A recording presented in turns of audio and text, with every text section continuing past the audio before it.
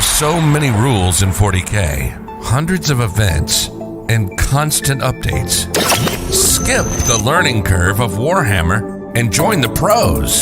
Art of War is led by multiple world champions with decades of success. We teach clinics, stream games, and inspire you to succeed at your favorite hobby. Join our global community of gamers just like you. What's up, everyone? Welcome to another Art of War live stream. I'm John Lennon. This is Jack Harpster. That's right. We are here to give you all of the hottest, the spiciest takes on the latest new rules that Games Workshop has seen fit to grant us. We have back-to-back. Last week we had new rules. This week we have new rules. It's just rules. Let's dig in. Honestly, rules. I'm happy about this. Yeah, very happy. Yeah, we've got Warzone Octarius. Warzone Octarius notably has rules for 3 different factions in it. Technically 4, but the Inquisition rules appear to just be a reprint. So, we'll probably won't talk about them. Sometimes you gotta make publishing deadlines. Yep. It's the reprint of the Pariah from Psychic Awakening, which itself was a reprint from a White Dwarf. You think they're just trying to If you have any of the 3, yeah, I think they just want less people looking at Psychic Awakening. I think Psychic Awakening eventually. Yeah, well, Pariah already has no meaningful rules in it. Now, Blood of Baal has no meaningful rules in it, so you can get rid of those books if they're in your collection. Sell them for $5 on eBay, whatever you're doing. Just, they're a nice book, I assume. Yep. Just keep them on the shelf. Welcome, Cowabunga. Here for the Death Watch. Don't worry, we're here for Death Watch too, and we are here to talk about them. Lots to go over. We're going to probably do them in order, which is Guard, Death Watch, then Tyranids. I play all 3. Best for last, Perhaps, but I play all 3 armies, so I'm very excited, and I was very excited going in that these were the kinds of rules we were getting because, hey, those are all armies I play. I want to keep up with my AdMech neighbors here. Keep up with the Grey Knights, keep up with the Dragos, as they used to say. But you're a Nid guy at heart. I am a Nid guy. You are a Nid guy at heart. How many points of Nids do you have? I actually can't count that high. Yeah, it's a big number. I have more Nids than anything else. I can answer that one very safely. So we will say the best for last because, once you're finished, you may not want to go back to anything else. So just to kind of kick things off, let's talk about Katia. Sure. So the thing is, you've already read all of these rules. Yes. And I've seen some of the Tyranid stuff, but other than that, a lot of this is new for me. So this is going to be good. You explaining what it is, and we go over the hot takes. Only the hottest of takes. All right. Ooh, welcome, everyone. Welcome to the chat, Artemis. Alrighty. So, kicking things off, Katia is it's a supplement. So it's like your Cult of Strife style. I wouldn't say it's quite Cult of Strife, but it still has some interesting tidbits. I think notably Katia, just for the context, was probably a very middle guard regiment. They're like the Ultramarines of guard. So like you always see people taking Katia because, hey, I play guard, so I play Cadians. A lot of, more casual players are drawn to Cadians because they're very lore prominent.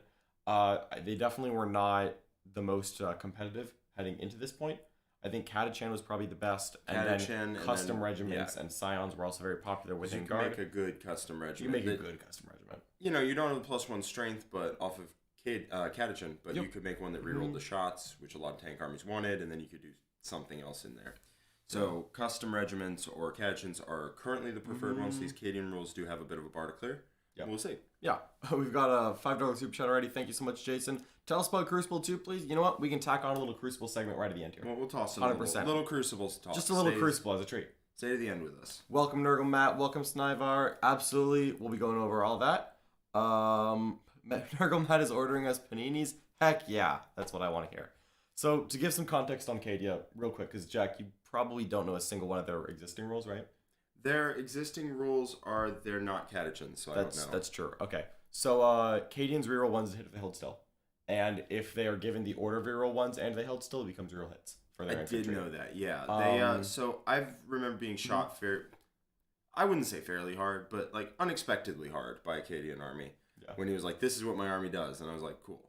Yeah. They've got the Relic of Lost Cadia, which is the one that is a once a game 12-inch order of reroll ones to hit and wound unless it's against Chaos. Then it's all hits. Then it's just, you just go off. It goes off on Chaos. Their specific order targets a tank, so it targets a Leman Russ only, but it gives it reroll hit number of shots on their random shot weapons.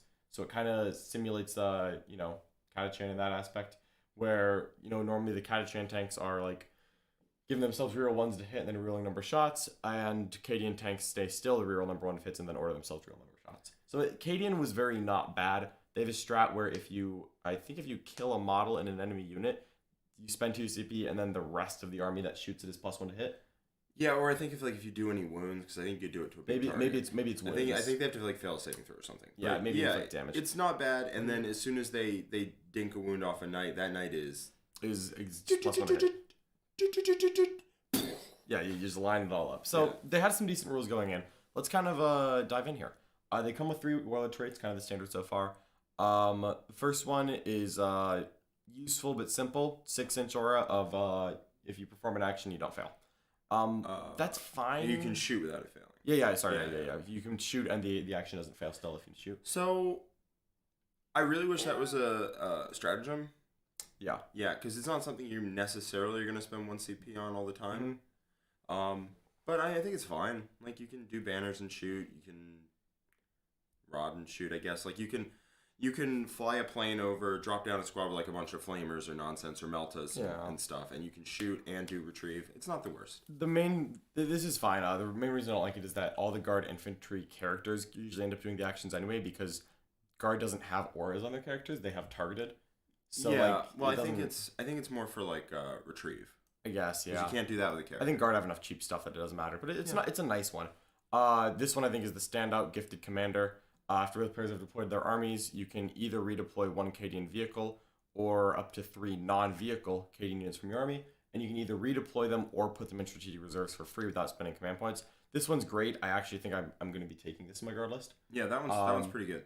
To provide a little bit of context, guard don't have any rules to get an additional warlord trait at all. So you have one silence can get an additional warlord trait, but that's obviously not going to be a Cadian one. And then there is a rule for Cadians that we'll talk about later, where if your warlord dies, you can get a new one. But there isn't anything to like pre-game have multiple warlord traits. So if you start with gifted commander, and you're gonna have to start with it because adding it doesn't help much, that's your warlord trait. And then if he dies, then it doesn't matter. You've already redeployed. Right. No, but if he dies, then you can get a different warlord trait than somebody else. Sure. I like this as a starting warlord trait. That is a good warlord trait. The fact that guard don't have multiple warlord traits.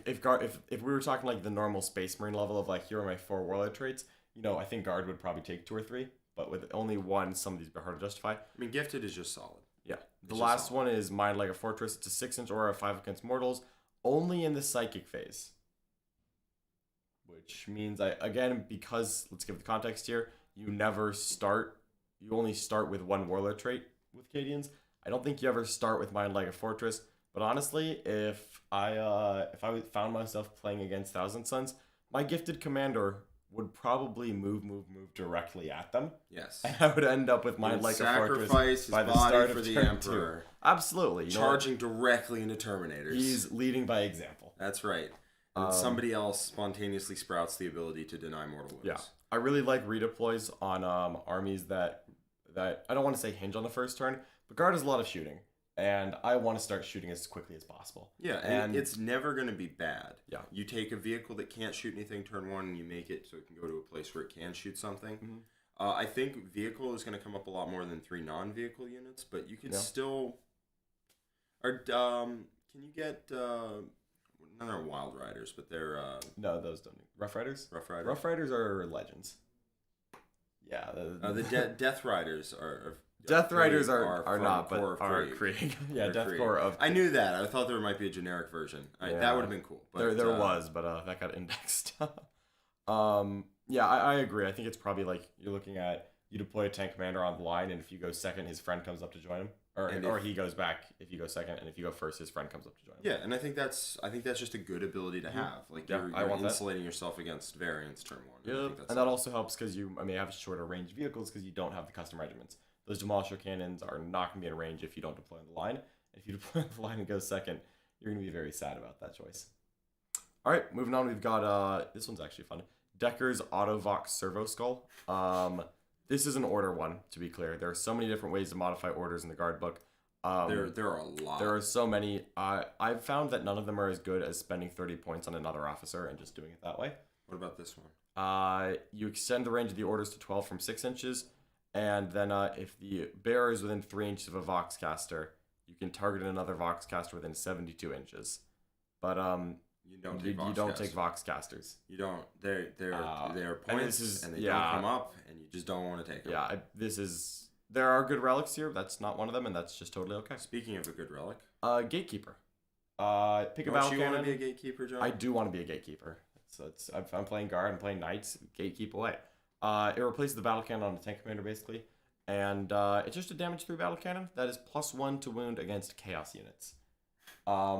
When you're gonna play against a chaos player, and you're gonna forget this is here, and you're gonna get your 1 death guard of the tournament, and you're gonna be like, hold on, wait a minute, I've got something.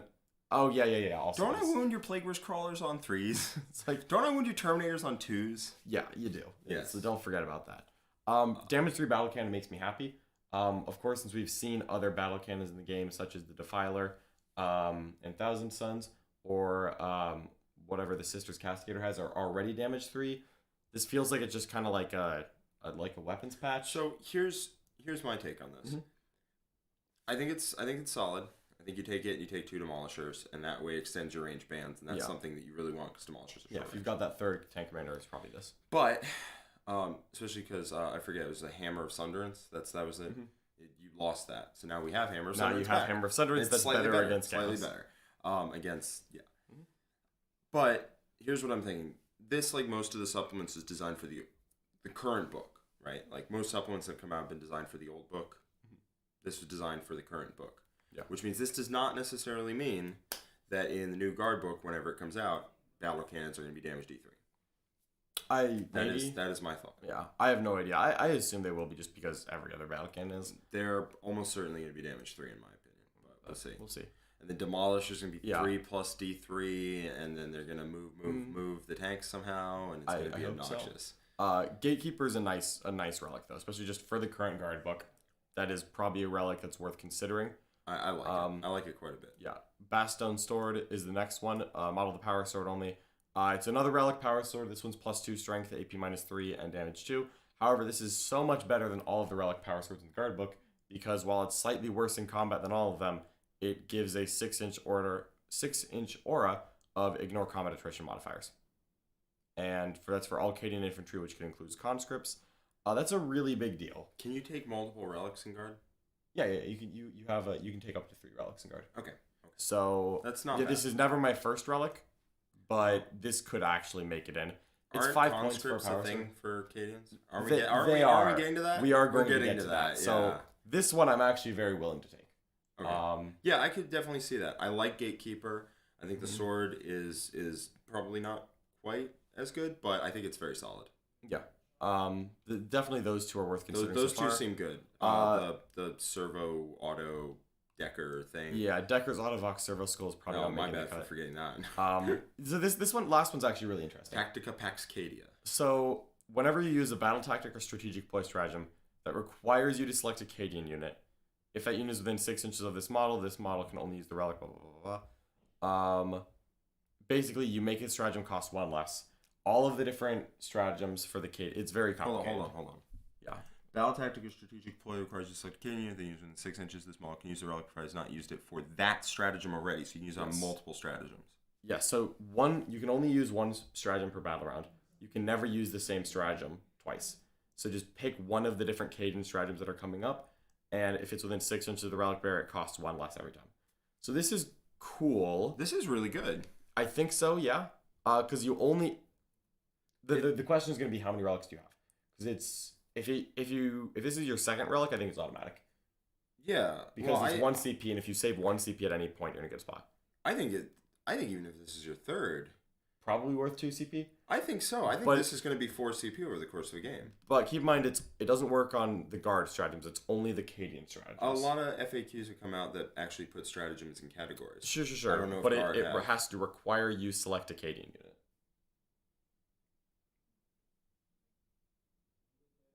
So it's a stratagem that requires. Does that just mean if it's what's the guard equivalent chapter?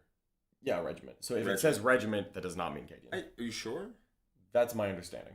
If it's that way, this is literally auto take. As it is, it's still pretty good, but I don't think it's auto take.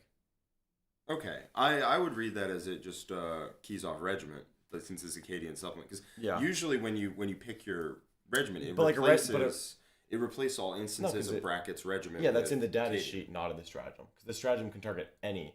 Like if you have and also none of the guard stratagems have regiment. It's all targeted an Astra Militarum troop or an Astra Militarum tank or like anything. That's fair. That's fair. So let's look at the stratagems, then we'll come back to it. Okay, real quick, we did have a $5 super chat from Tom Pawnee. Good to see you, Tim. Double Stealer, double Hive Guard. What signups you guys think will fit in this archetype? So I definitely think double Hive Guard is going to be viable. Double Stealer, I actually don't think is going to be as good. I think only one Stealer is necessary.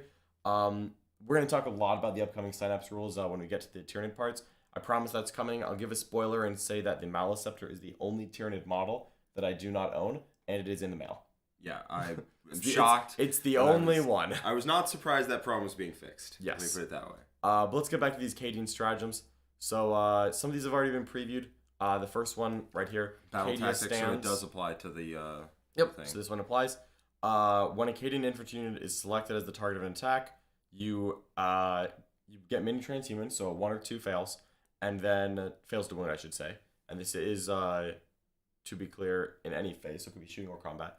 And if you're getting hit by damage 1, you add 1 to your armor saves. This is really not bad. That's a 1 CP. That's I love really good. Because this can go on 30 conscripts. Yes, it can. And if people are just trying to demolish them all at once, this helps. You can also just put regular squads of infantry together, and at some point, they just won't die. Yeah. To give some context on why I love another way to get +1 save, is that Guardsmen have a 5-up save. Right. Light cover's a 4+. Yep. Psychic Barrier's a 3+. Yep. Take cover's a 2+. It is. Cadia stands as a 1-up. Yep. And nobody's ready for Guardsmen with a 1-up armor. No one's ready for Guardsmen with 1-up armor. No one's ready for that. Yeah. Stacking modifiers is a real thing. Yep. And even, but like you can get like first of all, you can get a 2-up against like, Admech Vanguard. Yeah. Which I don't know, you can't. They ignore light cover. They ignore light cover and you can make them right. But you're only getting a 3-up against them. Yeah, on a 30-man unit. Yeah, I accept that. Yeah, that's fine. I'm okay. Yep. So really love this stratagem. So this one I think is actually one of the better ones in here. And this is also against strength 6 or higher. This is -1 to wound. Yeah. Which on top of that, if you're getting hit by like the big blast weapons, then -1 to wound is cool for 1 CP on a 30-man unit. If you're getting hit by the weight of Stormbolters, just +1 save. Like against Grey Knights, it's actually not that hard for like a Guardsman unit. Like literally to just reactively be like, hey, all right, I've just got my Guardsman and cover on an objective. Someone's shooting, Strike Marines at me like, oh god, I want to survive this. 2 CP +2 to saves. Well, literally nothing in Grey Knights kills you fast with this. No, nothing in because the Psy Cannons are -1 to wound. Yeah, it's like they're going on 4s. And you still get a 4-up against them. Yeah. And then everything else in the army you get a 2-up against. Yeah. It's great. It's great. That's great. So next stratagem is Shock Troops. This one's situational, but really is not bad. So it's 1 CP when you make a normal move. This Cadian unit counts as stationary. And if you're in half range, improve the armor penetration characteristic of that attack by 1. So there's a couple of things here. So the first is counting as stationary unlocks the Cadian thing. So just tack on reroll 1s to hit on here as well. But also again, if you move, if you count as stationary and so you hold till you get the reroll 1s, then you get ordered to reroll 1s. Again, now you get full rerolls to hit. This is really good. So that's really good. That's really good. This does work on vehicles who will never get the full rerolls to hit from like the tank, because tank commanders can't. But you can move 10 and double tap. But you can move 10 and still double tap, and you get rolling 1s. And if you've got a long range weapon, you do improve the armor penetration of that attack by 1. Like say Gatekeeper. So just Gatekeeper. Yeah. Am I willing to spend 2 CP to make a Manticore AP3? Yes, I am. Yes. Because I only have to be within 150 inches of you to get that extra AP. When you need it, you need it. When you need it, you need it. Like, I mean, another we're good getting stratagem. to Crucible talk at some point, but in Nick and my game, it came up multiple times that he needed to make units AP3 instead of AP2. Yep. And sometimes you just got to do it. Sometimes you got to do it. So I love that. If this unit is infantry, it costs 1, otherwise it's 2. So 1 for infantry, 2 for vehicles. When you need that AP to be better, that's a really nice thing to have. Yeah, and also it just lets your vehicles move 10, shoot, and still reroll 1s. Yep. And you can do a different order on them. You can move 10, double tap with the tank anyway, reroll 1s to hit, and then you can go strike and shroud, so you can... Exactly. And this is another battle tactic one, so you can make it 1 cheaper if you're using that relic. So I actually think the relic is worth it. I think the relic's worth it. Because you're going to use this, and you're going to use the top one, Yes. so that's 2 CP right there. Field promotion. This is great. I love this one. When a Cadian warlord from your army is destroyed, select a Cadian officer model from your army that does not have a warlord trait. Select a warlord trait that no model in your army has. Blah blah blah. Blah. You gain a warlord trait, basically. So And then you keep killing and your warlord. they get voice and they get senior officer if they don't have it. So that is very fluffy. Yeah, that's deeply fluffy. The company command was taken out by an airstrike. You're up. You're the only one left. You're the only one left. You're the only officer. This is very fluffy, and this is really cool. Yes. And again, since I think you're going to take redeploy, you either switch into Grand Strategist for CP read. 1 CP gives you a free roll and CP regen, which will probably make up for it right there. Yeah, and the fact is you can stack the CP reroll later, so it's just better to do that. Yeah, and also this, for all rules purposes, now counts as your warlord. So slay the warlord, things like that. Also, if the new guy dies, assassinate. If the new guy dies, you can do the stratagem again. Yep. I see no reason you can't do this multiple times because the new guy is your warlord for all rule purposes. And this appears to be a rule for purposes. I don't know if this has a purpose or is it. It has a purpose. This is great. No, I like this. That's pretty good. Yeah. No. Epic Deed and Battle Tactic were the 2 categories that benefited from the relic. Well, would you look at that? So these 3 strats are all pretty good. Yep. Don't worry, there is a dud. Sanctioned Psyker, awful. What does it do? Pay 1 CP, pick a Primaris Psyker unit, and they gain Cadian and the Regimental Doctrine.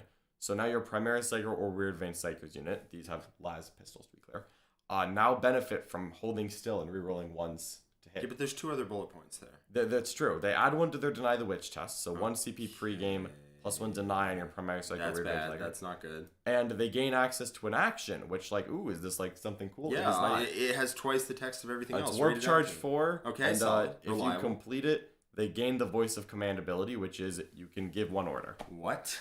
That's it. So if you pay a CP, you can pick a Psyker, cast a spell in order to give an order, instead of just buying a company commander for cheaper than a primary Psyker. Is there some stupid combo you can do by There's giving not a single one. Cadian and then they There's get not, buffs or whatever? There's not a single one. You can move your primary Psyker. Wow, that is. He can move himself. Yeah, this is not it. That is bad. Nope. Don't worry. We're back to good stratagems. White shields. White shields. So 1 CP, and 1 to 3 CP depending on the number of conscript units you have in your army, and it targets all conscripts in a detachment. So 1 CP for 2 or fewer. It's 2 CP if it's 3 or 4. 5 or more conscripts cost 3 CP. So I'm realistically here. This is you take 2 conscript squads, you spend 1 CP. They gain white shields, which is a keyword that matters kind of. They gain a leadership of 6. They're normally 4. This is better than 6. And they lose their thing where you can't target them for orders on a 4+. That's the big one. That's the big one. That's the big one. This was previewed. We knew it was coming. But, I mean, you can move a unit up of conscripts. You can then make it count as stationary. You can then order it to shoot. They're only ballistic skill 5. You can double up orders, right? There's ways to get that combo off. There's a relic that on a 4+ lets you double up an order. Yeah, I had somebody do that to me. But you could make them rapid fire 2, and then you could make them reroll all hits, and you can try to first rank fire and reroll hits. Yeah, there are cool things to be done there. If the detachment contains 2 or fewer, I think you're going to do that because you don't want to spend that many pre-game CP on conscripts. But I like this. Just the big thing is if you take the 30-man blob and you give it a 1-up armor save, I want to be able to reliably move it onto objectives. That's what I want the most. I want to reliably be able to do anything. Yeah, they're only ballistic skill 5, so I usually don't try to count on that damage output. Oh, conscripts are bad at that. Yeah. But move with a 30-man blob with a 1-up armor save against damage 1, 2 up against everything else. Get in there. Move. All right, so we've got load, fire, reload, 1 CP. When a Cadian vehicle unit is shooting, on an unmodified hit roll of 6. So this is when you fire a blast weapon.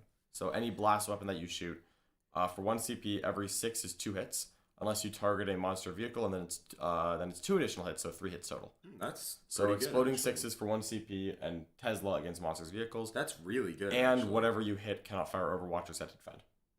I mean, you're not charging. Yeah, probably. sure, but hey, if But I'm I mean, really, the 1 CP Tesla on my battle my cannon, Manticore.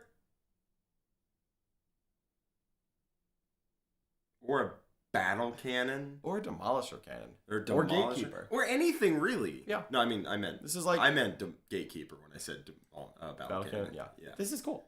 That's cool. It's legitimately 1 CP. very good. And again, Are you telling me there's a lot of vehicles in this meta right now? there are several. There are so many vehicles in this meta. Yes, and it's all blast weapons. So I think what you use this on is a tank commander with double plasma cannons, and also Oh, and yeah, and then he rerolls 1s, so he rerolls everything because you might spend 2 CP to make him remain stationary. Who knows? he won't be able to reroll all hits. Oh, so he just rolls 1s. Yeah. Only It's infantry still- get the stationary reroll all hits. Everyone gets reroll 1s, but to reroll all hits, you have to be infantry. But also he can strike and shroud. What's the third tank commander order? It's like a move equivalent. But you don't get to shoot, right? No. Okay. So yeah, I mean, 1 CP, moves 5, he double taps. He gets Tesla. He's rerolling 1s. Yeah, to if hit. you've got the blast sponsons as well, I think this is very worth it. If you don't, it's probably still a good thing, but I think it's going to so. be swingy. I think so because You just need to do more damage It just with takes guard. the average damage and just ramps it up. Yep.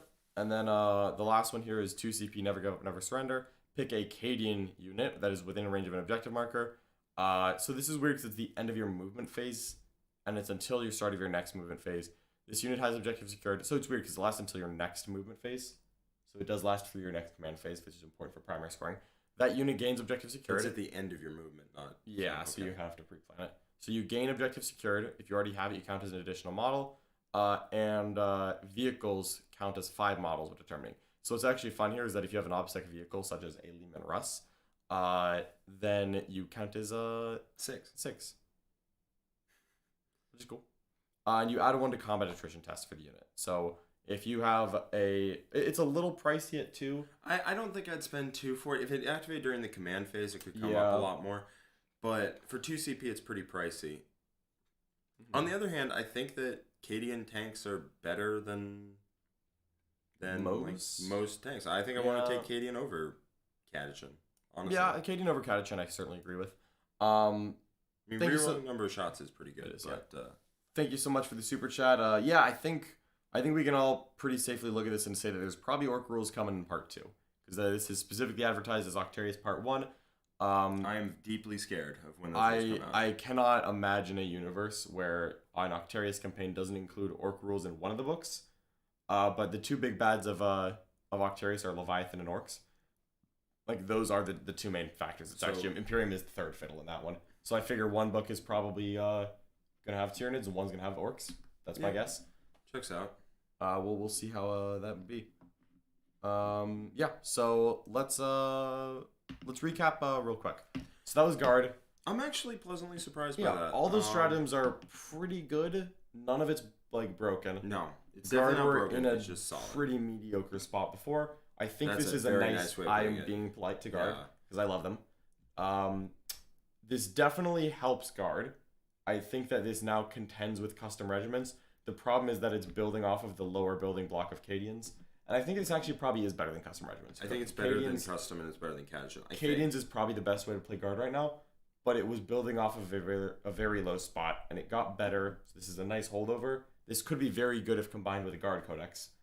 But I think for right now, I look at this and I'm like, this is good. I want to play this with Guard, but I don't expect to see people, net listing onto Guard now. No, certainly not going to netlist on Guard, but I think if you're playing Guard already, I think every Guard diehard should be very happy right now. Yeah. And I think that you could consider, taking Guard. Tesla against vehicles is very strong. You can make units that redeploy again. Also, you insulate against first turn disadvantage. Your shooting army, there's a dichotomy you have to go through. You deploy on the line, and if you go second, you get wiped out. If you go first, you're developed. But if you deploy behind a wall, so if you go second, you don't get wrecked. Then if you go first, you get wrecked. Yeah, because you're not developed. if you have a redeploy, so you can basically do either. Like, that's a pretty big advantage. Yeah. And also the white shields seem very strong. Like, just objective secured idiots that are just way Tougher. harder to kill than they should be. Yep. And you just get them up the board. I don't know if they're tough enough to survive the current damage output in the game, but that being tougher and more reliable is good. I've used them before. I'll probably try them again. I'm actually playing a guard on Thursday into your new Black Templars. This is gonna. There's gonna be a lot of bodies on the ground. It's gonna be a lot of bodies. A lot of bodies on the ground. Yeah, I used to run like 100 conscripts with Codiez. I played that into market a couple times last year. Had some good success with it, but we'll see if that is tough enough to survive some of the new stuff out there. Yeah, because I think you're playing a lot of conscripts, and I will be playing the Crusader blobs. Excellent. It's gonna be just a big old brawl. Let's do it. Let's do it. All right, so let's talk about Deathwatch. Deathwatch is very simple. There's one page of rules, or one spread open, page to look at. Okay. It's another Army of Renown. So this there's restrictions, and then there are for those restrictions, and you benefits. get these things. So what are the restrictions first? We got to start there because these are the harshest restrictions I've ever seen in an Army of Renown. That is what I've heard. And you know what? This is the third campaign book we've gotten, so it's not like there are that many to compare it to. But this is, in my opinion, this is actually much harsher than the Death Guard one. Which The is Death incredible. Guard one got restricted out of existence. And this, I'm hoping, is not the same case because it's got some really nice upsides as well. Because the Terminus Est Assault Force was pretty cool, but you just get restricted. I forget what you got restricted to, but when I looked at it last, you could not take vehicles. Period. Ouch. No vehicles, period. Ouch. But the Death Watch one, all units in your army must be Death Watch. Lol. Your army can only include the following units. Keyword kill teams that have been upgraded with a specialism. Keyword characters. Keyword Corvus Black Stars. And units with the dedicated transport battlefield role. Yeah. You can include an impulsor for each kill team. And then you can, or for each Primaris kill team, and for every other kill team, you can include one dedicated transport. That is, which would be like a Rhino or That is deeply rough. Because what I would want to do with this, all right, so if I'm forced to only take transports and kill teams, I would want to take a lot of MSU and put them in the transports. The problem is MSU, when you have to upgrade every kill team with a specialism, means you can't do MSU either. Because every unit has an extra 20 points tacked onto it. Yeah. So that is a real problem, which means I think you're not taking, just on the face of it, the rules I'm looking for to make this army go would be rules that emphasize a play style where you take some Death Star level. Yep, that's what this is. You need your blobs to be really cool. Teams. Just to remind people who have no idea what a specialism is, because they were never used into competitive Deathwatch, specialism is you spend 20 to 25 points on a unit pregame. Might be 25 to 35. I don't know. It was expensive. It's like at least points. They're at least all 20 points. Minimum, they're 20 points. You pick a unit and it gets to pick a battlefield role depending on the pregame upgrades. This is written into your list. You don't pick it at the beginning of the game. Yeah. So if you get a Führer killed specialism, you're there's better a against, Führer, a Malleus. Yeah, Malleus is better against heavy support. All of the slots. Yeah. And you always get your lieutenant or the reroll ones against that role, even if your army didn't pick that role. But if your army did pick the same role as you, it becomes reroll hits. All reroll wounds. Reroll all wounds. So let's say you have a kill team, you upgrade it to pay 25 points, and it's now rerolls ones against fast attack. If you then have Deathwatch pick fast attack as the thing they hate pregame, now your Führer kill team gets reroll all wounds against fast attack. This is cool when the meta is all one unit, such as flyers.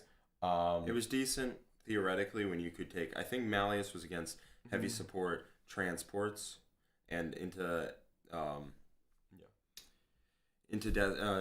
Dark Eldar it wasn't that bad because you could get reroll to wound against all the transports, but we still didn't end up taking that in our Dark Eldar killing list. Yeah, we didn't take because mostly we went elsewhere for shooting. Yeah. But this is very rough restrictions. Yeah, but there is a benefit. There is, and I've heard it's big. So it is huge. So you get access to a World of Trade and a Relic. Blah blah blah blah. You can get up to 2 of each specialism, because normally it's one of each specialism. You can take 2 and you get Veterans of the Long Vigil. So at the start of each battle round, so not your command phase battle round, you select one chapter tactic or successor tactic from Codex Space Marines. Then all of those units gain that chapter tactic or successor tactic instead of Xenos Hunters. So you pick a chapter tactic from the normal Space Marine Codex.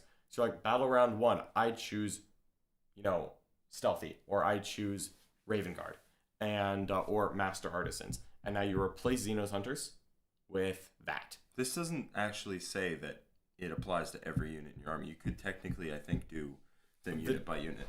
Yeah, that's true. This unit has that chapter tactic or success tactic. So I think it is for the army because you select one chapter tactic at the start of the battle round. I don't really know, but I don't think you get to pick each unit by unit. I think the way it's written, you do actually pick it unit by unit, because they get the ability. So it's every unit has the ability. You pick a chapter tactic. If that's the case, because the second line here is that you cannot select the same chapter tactic or successor tactic more than once per battle. Yeah. You're gonna run out. Yes. Like. No, I mean, I think what they meant is for it to be army wide, but the way it's written, it's unit by unit. Interesting. We'll have to look more into that one. Yeah. Yeah, but you get it for the rest of let's see. Whilst are using a different chapter tactic. Okay. Michael, the answer is no. You don't get the super doctrine because you are not actually. Yeah, you don't get the new. You definitely don't get the new super doctrines. Otherwise, that would be absurd. Would be a little absurd. Still, that is you acting like you're not taking white scars anyway. Yeah. First of all, that is really good. That is impressive. Just getting I think it's supposed to be army. I think it is supposed to be army wide. The way they've written it, it is unit by unit, but I think they mean for it to be army wide. So let's just say round 2, you're about to charge, and you're like, you know what? Everyone's a white scar. Yes. Or you get all stuck in combat, and you're like, oh man, everyone's an ultramarine. Fall back and shoot army wide. You can, you're already stuck in combat. Like, let's get +1 to wound. Let's, pick Whirlwind of Rage, like right before you go in battle. Born Heroes, there's plenty of good successor choices. You could be either Iron Hands, again, if you your opponent ignores cover a lot, be Iron Hands on the first turn. Yeah, your opponent has a lot of cover, be Imperial Fists. Yep. You're about to hit your opponent in combat, be Blood Angels. Just there's a lot of chapter tactics, and a lot of them are good, and you can just. Yeah, very, very flexible, very fluffy. This feels very Death Watch. And Death Watch, by the way, is not a great chapter tactic. It's not bad. I think it's not bad. It's not bad, but I think it's one of the worst ones. It is one of the worst ones. I would actually trade it for any other one. And you get to. And now I get to. And you get to. But not my Dreadnoughts. They get left at home. The Warlord trait specifically is Xenos Bane. It's an aura of you get the Xenos Hunter chapter tactic, even if you have replaced it with another one. So basically, it's a 6-inch aura of I know you guys want to be Blood Angels, but you're still Death Watch. Don't forget. Yeah, it's fine. I would much rather my whole army just be Blood Angels and I don't have to wear the trait. But you get both. It's in addition. Oh, it's in addition. Yeah. Oh, both that. You get both. I didn't like this at first because I'm like, oh, I just why don't I just take the Lieutenant? Yeah. But the big thing actually is that because you have all of the specialisms, you really want, because every unit has a specialism in this army. So I actually really do want to take this. Because if you're Xenos Hunters, you reroll all wounds. Now the other thing is in combat, you reroll hits against Xenos. So you can be Blood Angels and reroll all hits and wounds and be +1 to wound on every unit. That Chain Swords will go far at that point. That hits staggeringly hard against Xenos. I do not want to be Xenos today. Yeah, so I actually think I like that Warlord trait. Now, there's a lot of good Warlord traits in there, so that's a little tough to measure against, but... Yeah, they have some winners. But luckily, you're Marines, so you can take 4. Yeah, that's honestly the best part. 5 now, but we'll get to that. Yeah. Sure. Because honestly, that's probably where Xenos Bane is coming. He's going on someone else. So, there's another one. If your army is led by Strike Force Warlord, you can give the following chapter relics to a character. Inquisitorial Cipher. This is cool. So if you're playing a mission that requires you to select secondaries or a Crusade roll, then after you've both revealed it, you can replace one of your secondaries with a new one. Where that's kind of boring. The second part of this is that it lets you have 2 Death Watch secondaries. That is not bad. But what's the other Death Watch secondary I want to take? I don't remember them, but I'm assuming that they're... Is there another one? No. Okay, yeah. That's good. The whole swapping them out for different ones, just for reference, at tournaments half the time, I don't even care when I tell my opponents my secondaries. Yep. Actually, not even half the time. every time. I just tell them my secondaries, and then they tell me theirs, and it's just who cares? There's no hidden information. The only time that I mean, there is technically supposed to be you write down yours, I write down mine. The only time it matters is when I tell my opponent that I'm taking priority target, and they're like, "Oh yeah, it's that mission. Hold on, let me take that real quick." And then you go, "All right, fine." Yeah, I'm like, "Yeah, okay, yeah." I mean, to be fair, there is a theoretical example of if your opponent takes a bunch of secondaries that require you to be in your half of the board, you can take secondaries like grind them down, secondaries like that allow you to kill them. Or if your opponent takes to the last and you realize that they're not going to throw their characters at you, so maybe you shouldn't take Assassinate. Yeah. Stuff like that. But it just doesn't come up often. So that part is not good. Are there really no good... So the Deathwatch secondaries, there's Xenos Hunters, or like the one for killing Xenos, which is obviously amazing. Yes. There's you're not taking a relic, one where you and your opponent alternate choosing battlefield rolls. No, that one's garbage. That one's garbage. That one is because your opponent gets to pick 2 battlefield rolls and you have to wipe them both out. Completely wipe them out. And if they keep one dedicated transport alive in the corner, you don't get those points. Well, they're not even. And then there's one where they're you gonna pick like to HQs, and they're gonna take one guy and leave him in reserves, and then come out turn 3 and just put him in the corner. Yeah. You have to get to him, otherwise you lose 5 points. Mm-hmm. Yeah. And then there's one where at the end of the battle round, you have to have a unit wholly within your opponent's deployment zone, and they have 0 units wholly in your deployment zone, and then you get like 3 points. So it's like Relentless Assault and Blood Angels. Yeah, but worse because it's like not. I think it's like not at the end of your turn or something. Ugh. Yeah, never mind. Get it out of here. I don't think this relic is viable at all, unfortunately. I mean, in some armies, that relic would break the game in half. Oh, sure. If you could take like 2 Dark Elder secondaries, like they probably have like 4 good ones. The stratagems here, there are 4, as with most armies of renown. These are interesting. So one of them is, okay, so it's the first one is Specialism Extremis, which you know how we got all these buffs to reroll 1s to wound and to reroll wounds? Yeah. For 3 CP, that is a paragraph. That's not just one paragraph. That's this is like paragraphs. There are like 6 bullet points in here. So it's whenever you pick a kill team with with one of the specialist tags, whenever you make an attack, if you successfully roll a hit, it automatically wounds if an Aquila model makes the attack, or if the attack was made by a Venator against Faster Flyer. If it was made by a thing that it's dedicated to be fighting. So if Venator goes against Fast Attack Flyers, etc. Shooting or fight phase. It makes Aquila a lot better because it's just... It does make Aquila a lot better, and I think Aquila is the ones that I'm going to take... You're only allowed to take 2 of the same type. Yeah, so I'm probably going to take 1 or 2 Aquila. But the thing is, you can only select the same strike force unit once per battle. How many CP is this? 3. And the big thing that I have here is that...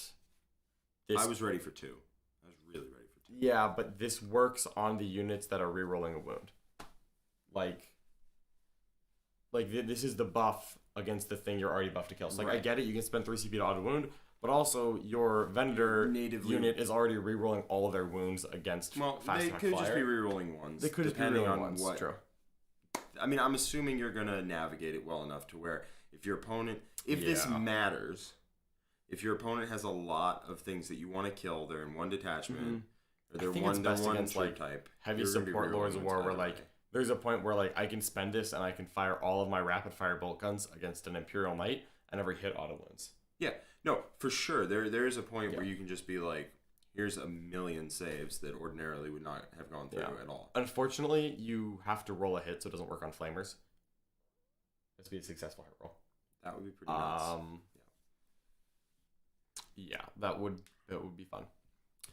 3 CP is very expensive. When that comes up, it's going to be great. It's going to be hard to engineer a place where I want to spend 3 CP on that, I think. I mean, I'm glad it's 3 CP, because that kind of effect is pretty busted. That's true. That shouldn't be cheap. Yeah. The next one is just 1 CP, pick up a kill team or character from the battlefield, and it deep strikes the next turn. Nice and simple. I mean, it's basically Upon Wings of Fire from Blood Angels, and it's fine. And it's any unit, so it's a good thing because your units are expensive. You don't want them trapped in combat.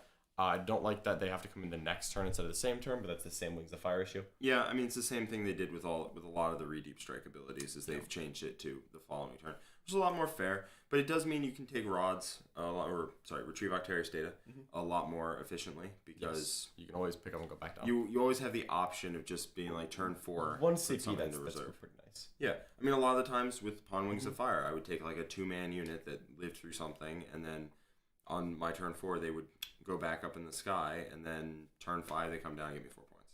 Yep. Just there you go. So the next one here is Honored Veteran of the Watch. This is pick a sergeant, and just literally pick 1 sergeant, and it gets +1 wound and a warlord trait. It's good. That is the best part. Yeah. Of the Black Templars pick a sergeant thing. It's the +1 wound. 100%. 100%. So it is possible you can make some crazy chunky heavy intercessor maybe. Chunky heavy intercessor, give him +1 wound. I don't. Are there any durability warlord traits? Isn't there a warlord trait that gives you +1 wound and a 6 of feeling pain? For Space Marines? This is just a regular warlord trait. Yeah, you don't have to take a Deathwatch warlord trait with that. Yeah, there is Iron Resolve. So so you have a 5 wound heavy intercessor sergeant with a feel no pain. I mean, they're gonna have a 5-up feel no pain all the time, but 3 wounds on that man is. I mean, 5 wounds. 5 wounds, and he's getting. And honestly, and I think I'll have to check to see what upgrades you can buy a sergeant. See if you can get him artificer armor. But if you want that on a big chunky kill team, that's good. I don't remember which. I'll pull up Deathwatch. Yeah, pull it up. That's cool. The last stratagem is Black Vault Bolts. 1 CP, pick a kill team or character. All bolt weapons are changed to heavy 1, and anytime you roll a 6 to wound, it inflicts a mortal wound on the target in addition to normal damage. I'm not in love with that, because it goes to heavy 1. Yeah, that is. It's very hard to put out more than too many shots. The way that if it didn't change them to heavy 1, this would be good, because you would take auto bolt rifles. You would take auto bolt rifles. You would take storm bolters, something that puts out a lot of shots. Something where you can efficiently trigger the stratagem. No, and you just can't. If we're being cheeky, I'll point out that it changes all of your bolt pistols to heavy 1, so you can now fire them at the same time as your regular weapons. Wait a minute, hold on. Yeah. All bolt weapons are... Okay, hold on. So like an intercessor still has 2 shots. At 12 inches. That's actually not bad. If you step up there, I think it's not bad. No, it's actually not, because it's basically, if you have a bolt rifle, this is essentially 1 CP within 12 inches. 6s are mortal wounds. Yeah. Yeah. No, that's I mean, that's fine. It's not great. It's fine. Yeah.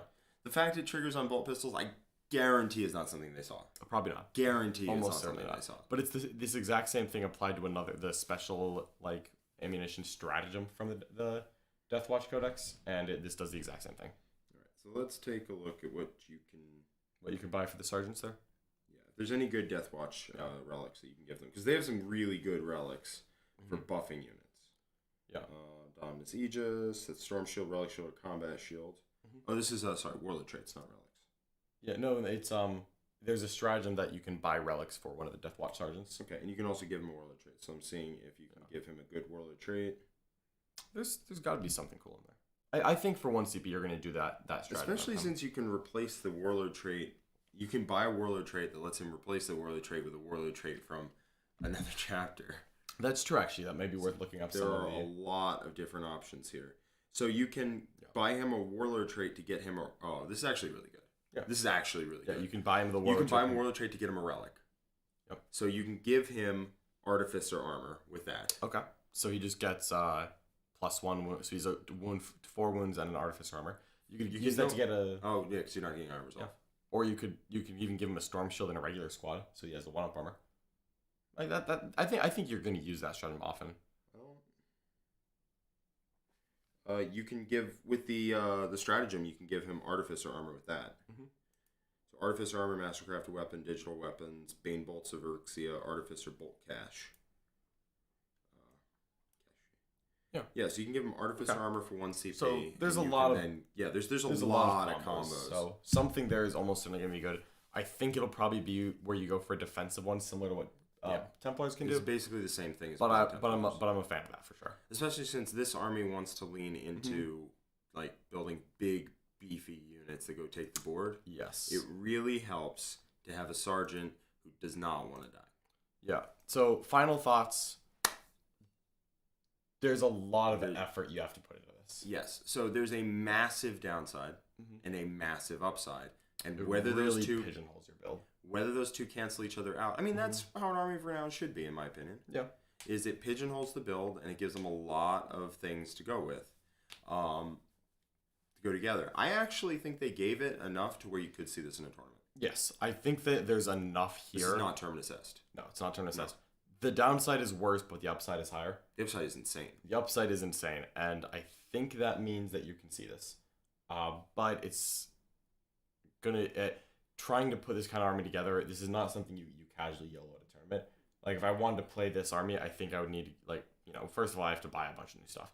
Second, I have to actually practice and get a ton of reps in because an all infantry, most likely Primaris heavy, Deathwatch foot slogging army because getting transports for Space Marines is incredibly inefficient right now. They're all overpriced. Like there's you can take transports and Corvus Black Stars, but no, you're just not. So it's an all infantry army. You Can any of them be fast? Can any of them be quick? You can have the Outrider. One of the Primaris kill teams can have Outriders in it. Can have an Outrider with 5 wounds and Artificer armor. No, you can't take an Outrider Sergeant. They don't have sergeants? Because the kill team the kill team is an Intercessor Sergeant, and you can buy Outriders for it. It's like how the Proteus kill team you can never have a Biker Sergeant. In the Indomitus kill team, you can never have an Outrider Sergeant. So no. I actually really want to start building lists for that. Yeah, I think there's a lot of cool stuff in here. So you know what I see? What's that? I see a potential for. I mean, obviously it's a wildly different play style. Sure. And this might just be me wish listing. I'm all about it. Imagine. Yeah. So you know my Blood Angels list, right? Yep. That I love. Yep. What if you just kind of do the same thing, but you could just switch chapter tactics constantly? Like, I have Advance and Charge now. But yeah, Proteus skill teams Blood Angels are amazing like, at this. Yeah, Proteus skill teams are insane. They're so good. I think you probably do mostly Proteus kill teams, then you probably do like 2 big brick type units that are like maybe Gravis armor with like Eradicators or Plasma Inceptors, and Plasma Inceptors that be White Scars for a turn when they advance and shoot with no penalty, and then they're Ultramarines that are falling back and shooting you, and it's like, ugh. I'm actually deeply excited to start army building for this. Yeah, because you get a lot of cool combinations. It's very 100%. It's very Black Templars-esque. Yes, there's a ton of combos in here. I have no idea what it's gonna look like, but that's pretty darn cool. Honestly. It's actually really cool, and I'm glad they gave you power in a book that was like decently powered. Yeah. Like Deathwatch was A tier in my opinion. Yeah, not as, but pretty good. But they took the army and they gave it a whole bunch of really cool, really powerful rules that are fun. But they didn't give it to them in a way that breaks the game because they didn't add it on top of the existing broken build. Yes, if you could just take Dreadnoughts out of this, that would be really, really strong. It'd be absurd. Yep. But you can't, which means it's a whole new army they've created. And that is awesome. It's great rules design. Yep. It is not Scutari being the most broken thing in the book, and then they get an army of renown on top of that has almost no restrictions. Who would do such a thing? Yeah, that was fun. That's great. Yeah, so not a Cult Mechanicus detachment, a Scutari detachment.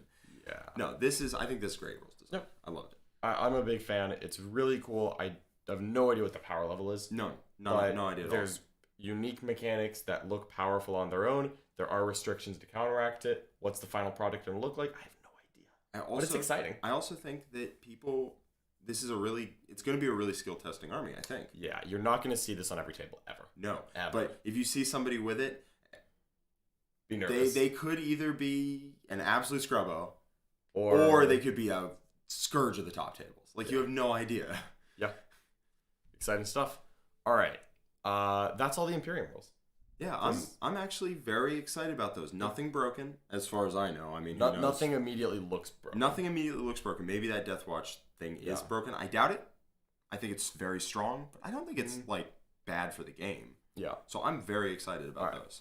So now we have a lot of Tyranid stuff. Hit me with it. I'm gonna speed through the rules part a little bit because we're dragging, but then we'll take a little extra time on kind of the wrap up analysis part. Leviathan, you get 3 warlord traits. First one is a 9-inch chapter master. You pick a unit, it rerolls all hits. You can pick an infantry, beast, or swarm, so you can't pick a monster. But Tyranids have plenty of infantry, beasts, and swarms, which is weird because Rippers are, perhaps infantry, perhaps swarms. You never really know. But no, it's any infantry, beast, or swarm, and you just give it rerolls. Auto take. That's very good. Auto take. That's so good. Yeah, For context, Tyranid Warlord traits are the worst in the game, pending this book. It is not even close. They are laughably the worst in the game. So you don't have one you're going to take from the book. And then you can take this one, which is very good. And there is a stratagem to get a second one. So you can have at max 2. Are you even going to take 2? Yes. We don't know the next couple. But yes. That one is very good. That one's amazing. That one is an auto take. If there's a second one that's good, you're taking both. Yep. And that one you're taking if there isn't. All right. Strategic Adaptation. Redeploy up to 2 Leviathan units from your army. And they can go to strategic reserves. And you don't have to spend the CP. So it used to cost 1 CP to reserve Davagons. Now I just have the Warlord trait, potentially, and they deploy on the line. And if I go second or I go first and I don't like what's going on, they go in reserves and I then redeploy a second unit still. This is great. That is great. Strategic Adaptation is wonderful. This is really, really good Warlord trait. So 2 really good Warlord traits. And the third one, still not a bad Warlord trait. At the start of each battle round, you select 1 Warlord trait from the Hive Fleet Warlord traits. So pick either the Kraken Warlord trait, the Gorgon Warlord trait, the Jormungandr Warlord trait from Tyranids, and your Warlord has that trait now and replaces all of the Hive Fleet keywords with Leviathan. There are not that many good Warlord traits in the Tyranid book. This is so flexible. But there is one. Jormungandr is a 6-inch aura of all weapons ignore cover. That's really good. And it's not pick a unit and you ignore cover against that. It's you just ignore cover. Mm-hmm. That's really good. And every battle round, good. And sometimes you may need it, and I think that's the best one by far. But you know what? Maybe you need a fight first, and you're like, all right, I'll go pick the Kraken one. Maybe you Oh man, it's actually a question which ones you're gonna take. And you can only take 2, and all 3 of these are immediately head and shoulders above what you could do before. Yes. And unfortunately, I have a bad feeling that Gestalt Commander, the third one, which is the pick a Warlord trait from the Hive Fleet list, is going to be the one left out. I think that is the number 3. It's still really good, but Chapter Master is... Yes, indeed, time for the main course. Yeah, Chapter Master, I could not imagine leaving that at home. Yeah, and Strategic Adaptation, also very good. You know I love redeploys, you know I love reserves. I do. They're just fantastic opening. Yeah, great Warlord traits. Great Warlord traits.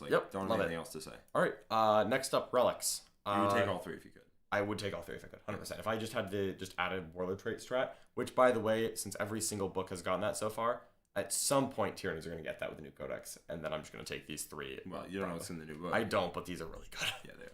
All right, Relics. These are also pretty solid. Each time an attack is made against the bear, subtract 1 for that attack's wound roll. Done.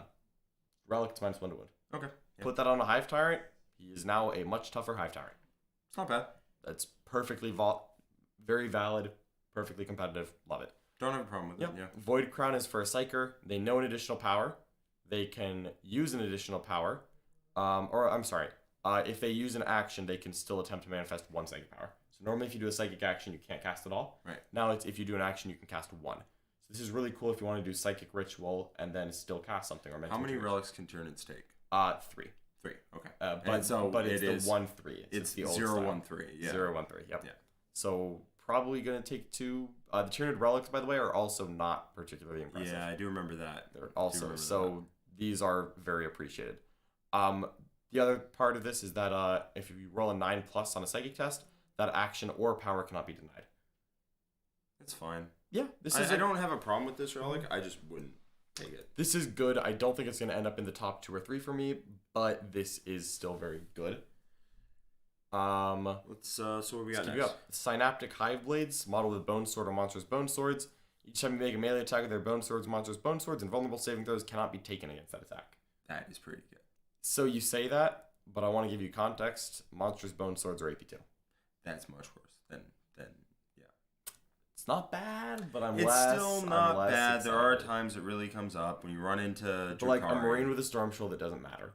Drukhari, it matters a lot. Demons, it matters so much. I love how Drukhari's invuln is by them being so fast in combat, like on witches at least. that they're so fast in combat that they just dodge around all your attacks like they're nothing. And just like, nope. It's like, nope. Yeah. No, this is quite good here. And we actually have a little surprise delivery, it appears. Oh, well, we'll show it off real quick. We may open it up later. But here you go. One for you. One for you and one for me. Thank you so much, Warpfire. Oh, yes. I'm just going to hold this for the rest of... I know what I'm doing tonight. Oh, buddy. That even smells good. I love that part. All right. Warpfire. Thank you, Warpfire. I'm just going to hold this for the rest of the... Yeah, that's a good relic, but I don't think it's going to get taken because the last one is the best one here. Okay, yeah. It's very simple. If your opponent spends a command point or uses a stratagem, which is actually super interesting, you can roll 1d6 on a 5-up, you gain 1 command point. No, it spends a command point to use a stratagem. To use a stratagem. That makes a lot more sense. Yes. You can roll 1d6 and on a 5+, you gain 1 command point. That is just solid. That's just it's solid, but when you see the stratagems coming up, you're going to realize that this is auto-take. You're going to want a lot of CP in this army, don't you? You need CP in this army, and that is auto-take. All right, let's go. So, great start. Honestly, the two weakest parts of Tyranids. The Warlord traits and relics. The Warlord traits and relics were all garbage. Well, I think you have like 1.5 good relics because Neural Lobe, Adaptive Neurolobe, I think is auto take, and then I like the Carapace. I think the Carapace is fine. I would spend 1 CP for Hive Tyrant to just be -1 wood. Yeah, I can see that. Strength 6. Strength, 3, 4, 5, 6 wounds, amount of 6s. It's like, but you're not leaving value on the table is the thing. That's what, like, if you have just bad relics, then you're leaving value on the table because other armies get relics and you just don't. Exactly. Like, you get one for free and it does nothing. Like an old Tyrannid these just fill that slot and you just get them. They're basically added to your army. I mean, yeah, almost free because like an old Tyrannid list would take the free Warlord trait and replace it with just getting other stuff. Yeah, and then like or you replace it with your adaptation. Yeah, which you can buy, but no, like honestly, I didn't even buy one. I just took the free one and dropped my Warlord trait. Relic, I took a free one. It's +1 to cast from the Neurothrope. That's it. That's all I did. That is very boring. That's very boring. But finally, there's more. There is so for Hive Fleet Leviathan, we have a second page, which is just all the stratagems. There's looks like 7, 8, 9, 10 in total, and whoo, buddy, there's like 6 or 7 really good ones here. First one is one that you're gonna hear in your nightmares at every turn. This is just like I spend this every turn. Yeah. Relentless Flurry. Pick a Leviathan unit when in the shooting phase or in the fight phase. What? I thought it was just in the fight phase. No, it's shooting or fight. Oh no. When you select a Leviathan unit, not just any unit at all. If you roll an unmodified hit roll of a 6, it scores an additional hit. If that unit contains 11 or more models, then it scores 2 additional hits instead. Oh no. And this is on the Tyrannid unit. So if the Tyrannid unit has 11 dudes or more, every 6 to hit is 2 additional hits. And it's 1 CP for everything in the Codex or 2 if it's Gene Stealers. Oh no. So Devour Gaunt's 1 CP Tesla. Hive Guard 1 CP every 6 is 2 hits. You can use this on monsters. You can use this on anything. Devil Gaunts are 1 CP. Why? Why, GW? Why? I'm absolutely stunned that they made it cost 2 CP for Gene Stealers, not 2 CP for 11-man units. Yeah, that makes no sense. That makes no sense to me whatsoever. This is gonna hurt. That's gonna hurt. You're gonna use it. You're gonna use it twice a turn. Yeah, this is really good. Yeah, but you're gonna run out of CP if you do it twice a turn. Well, if you spend it on Gene Stealers and then something in the shooting phase, sure. Yeah. But if you just spend 2 CP every turn, you'd be like Tesla in shooting, Tesla in combat. You're just like, it's gonna keep happening. Next is questing Tendrils. In your second movement phase, when you set up a Leviathan unit from strategic reserves, you can set it up as if it was battle round 3 instead of 2. Basically, this means when you outflank a Tyrannid unit that went into reserves, it can arrive in your opponent's deployment zone. This is cool in that when you go second and you redeploy some stuff into reserves, your opponent has to screen a little better. And hopefully you will politely remind them, like, hey, don't forget, I do have this stratagem that I literally will never use, but also you now have to do things, otherwise I'll use it. Yeah, I mean, you won't use it. You will just remind your opponent. You just tell your opponent you have, and that's fine. I can't afford to use all 10 of these stratagems. This gives me value without spending a command point. I'm happy about that. Yeah. It's very likely that I use that warlord trait to put at least one thing in reserves most games. Yeah. So that's very cool to have. But yeah, you're not going to use it that much. It's there. It's nice. This is another strat that you're just spending. This is the only way to get a second warlord trait. When your Leviathan warlord is chosen, he gets a second trait that has to be from the Leviathan warlord trait table. Sure. Don't worry, you can't take any of the other be. ones. Yeah. Yep. Perfect. Love it. It prevents you from making a bad decision, and I love it. This is fantastic. I would be so sad if I only had to choose one of those traits. I'm just choosing two. Yes. Okay. Animated by the Hive Mind. When a Leviathan monster that's not Titanic is destroyed, 1 CP, its death throws is automatic, it just blows up. Most Tyranid monsters are a 3-inch explosion of D3 mortal wounds, not 6-inch. But it's when it comes up, you know what? When the Archon finishes off your Hive Tyrant and you're like, good golly, do I wish I could get this last wound off this Archon. Done.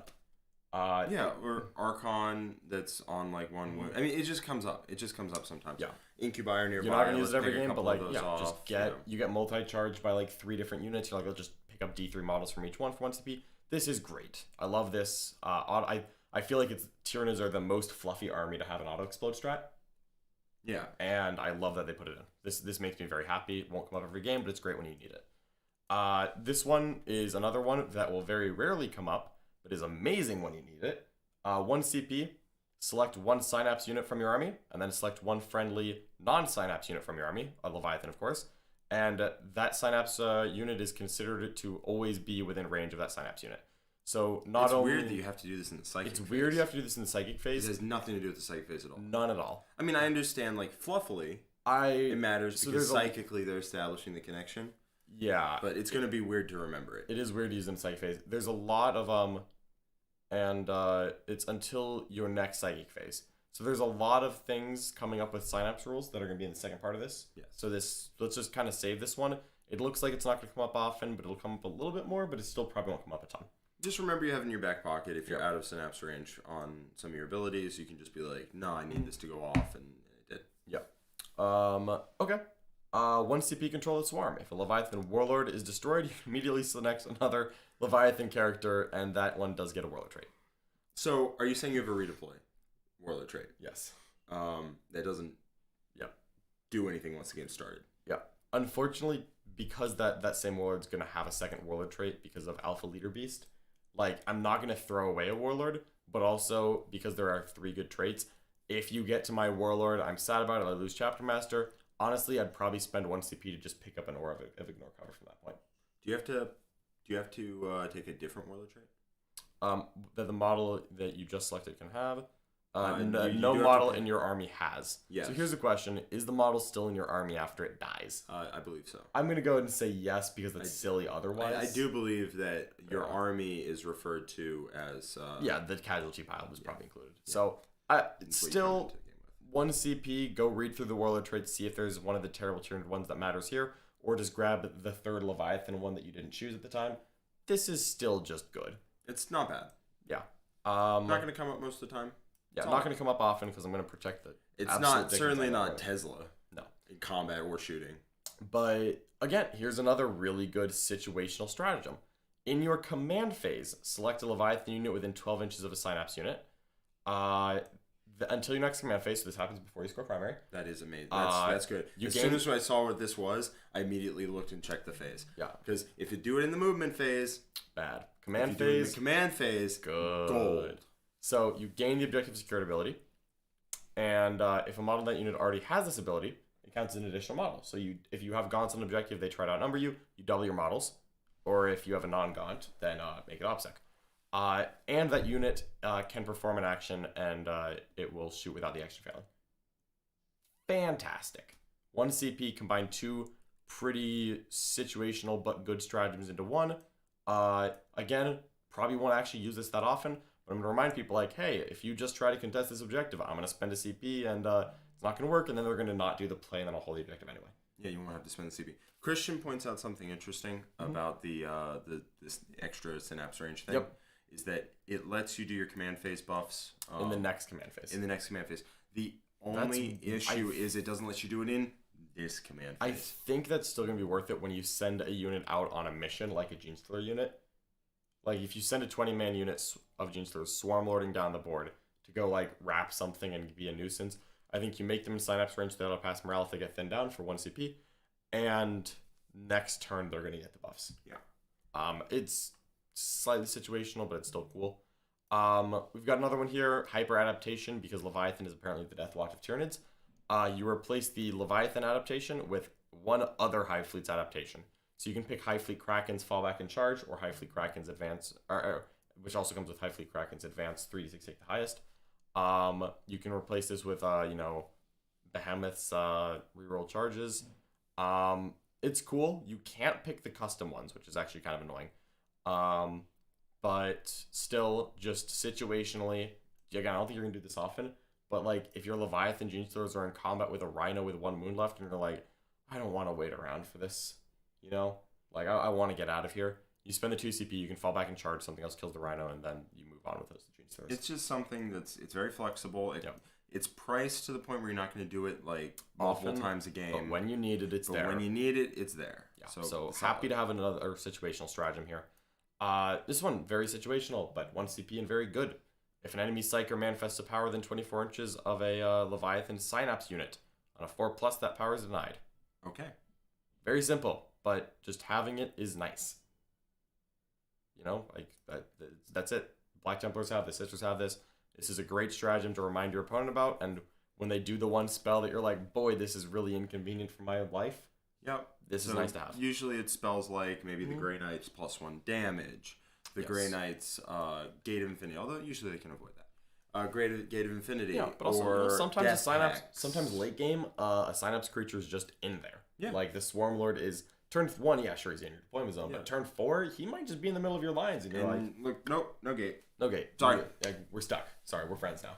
And also they can't make any plans around getting gate off because 50% of the time it Exactly. works 100% of the time. Yep. One last stratagem here. This one is very situational, so I don't think you're going to use it much, but it's 1 or 2 CP depending on what you target. It targets either Termagants with Flesh Borers or a Tyrannifex with Flesh Borer Hive. Very simply, if you roll a 6 to wound, you do a mortal cap of 6. I don't think that's bad at all. It's not bad. It is. Flesh Borers are only 1 shot. So Oh, Flesh Borers are not the good ones. no. If this was Devourers, I would literally just. Yeah, I was like, what are you talking about, John? So, you spend 1 for this, 1 for Tesla, and you go off King. But no. To be clear, a Flesh Borer is 12 inches range, assault 1. Yeah, no, that's much worse. And because you're never going to take the numbers, Flesh Borers is the most common thing on a 10-man squad. But 10 shots every 6 to wound is immortal. That's literally like there is 1 wound left on this guy, and the Termagants are the last unit to shoot.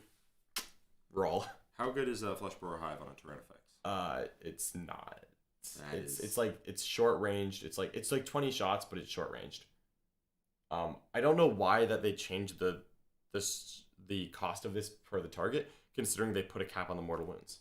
Yeah, that makes no sense. That makes no sense. Like, yeah, the bigger you I make think it, they but just the know cost that is you're 6. spending more in terms of... Yeah. Like, you're just taking a subpar unit if you're taking a Termagant, so they want to give you a CP bonus on it. I guess. But, like, that's your basic troops. Honestly, if I were... I mean, this might have been too much, but I would make it 0-1. That would be cool. That would be cool. Yeah. Either way, that's it for Hive Fleet Leviathan. Hive Fleet Leviathan Relentless. What's the name of it? Relentless Flurry. Relentless Flurry is horrifying. Horrifying. My God. Roller man. traits and relics are significantly better than what Tyranids are currently equipped with. Yes. Hive Fleet Leviathan just went from 0 to hero. Yes. Hive Fleet Leviathan, I probably would have told you, was the 5th best way to play Tyranids. And Tyranids were... that is like one of the worst armies in the game. They're like B tier. But they are trending up. Yeah, you can shoot twice on the Tyrannifex for 40 shots, but you have to hold still to do that, which is... What's the range on it? It's like 18. Might be 24, but it's not more than 24. I mean, if it didn't cap at 6 mortals, maybe. But it does. Yeah, so. and 2 CP. That's a lot of effort. I'd rather just have a different god. I mean, if it was 1 CP on the Tyrannifex and you stood still, I'd be like, you done messed up now. Yeah, of course. But like, I'm not taking that gun on the Tyrannifex. Fair enough. Because if you, not spending 2 CP every turn. I'm not moving with that guy. No. It's fine. I just look at the other stratagems I can spend my command points on. There's no way in heaven that I'm spending 2 CP on a terrain effect. You could instead of doing relentless flurry twice. No, you can relentless flurry the terrain effects as well. And then you're getting in there. This is a really good set of stratagems. This is a great set of warlord traits. This is a good set of relics. Frankly, I think this is better than Cult of Strife. I think this is the best codex supplement that we have seen in a campaign book yet. It's going on a much worse army. Yeah, it's not going on Dark Eldar. Of course, if this went on Dark Eldar would have a 90% win rate.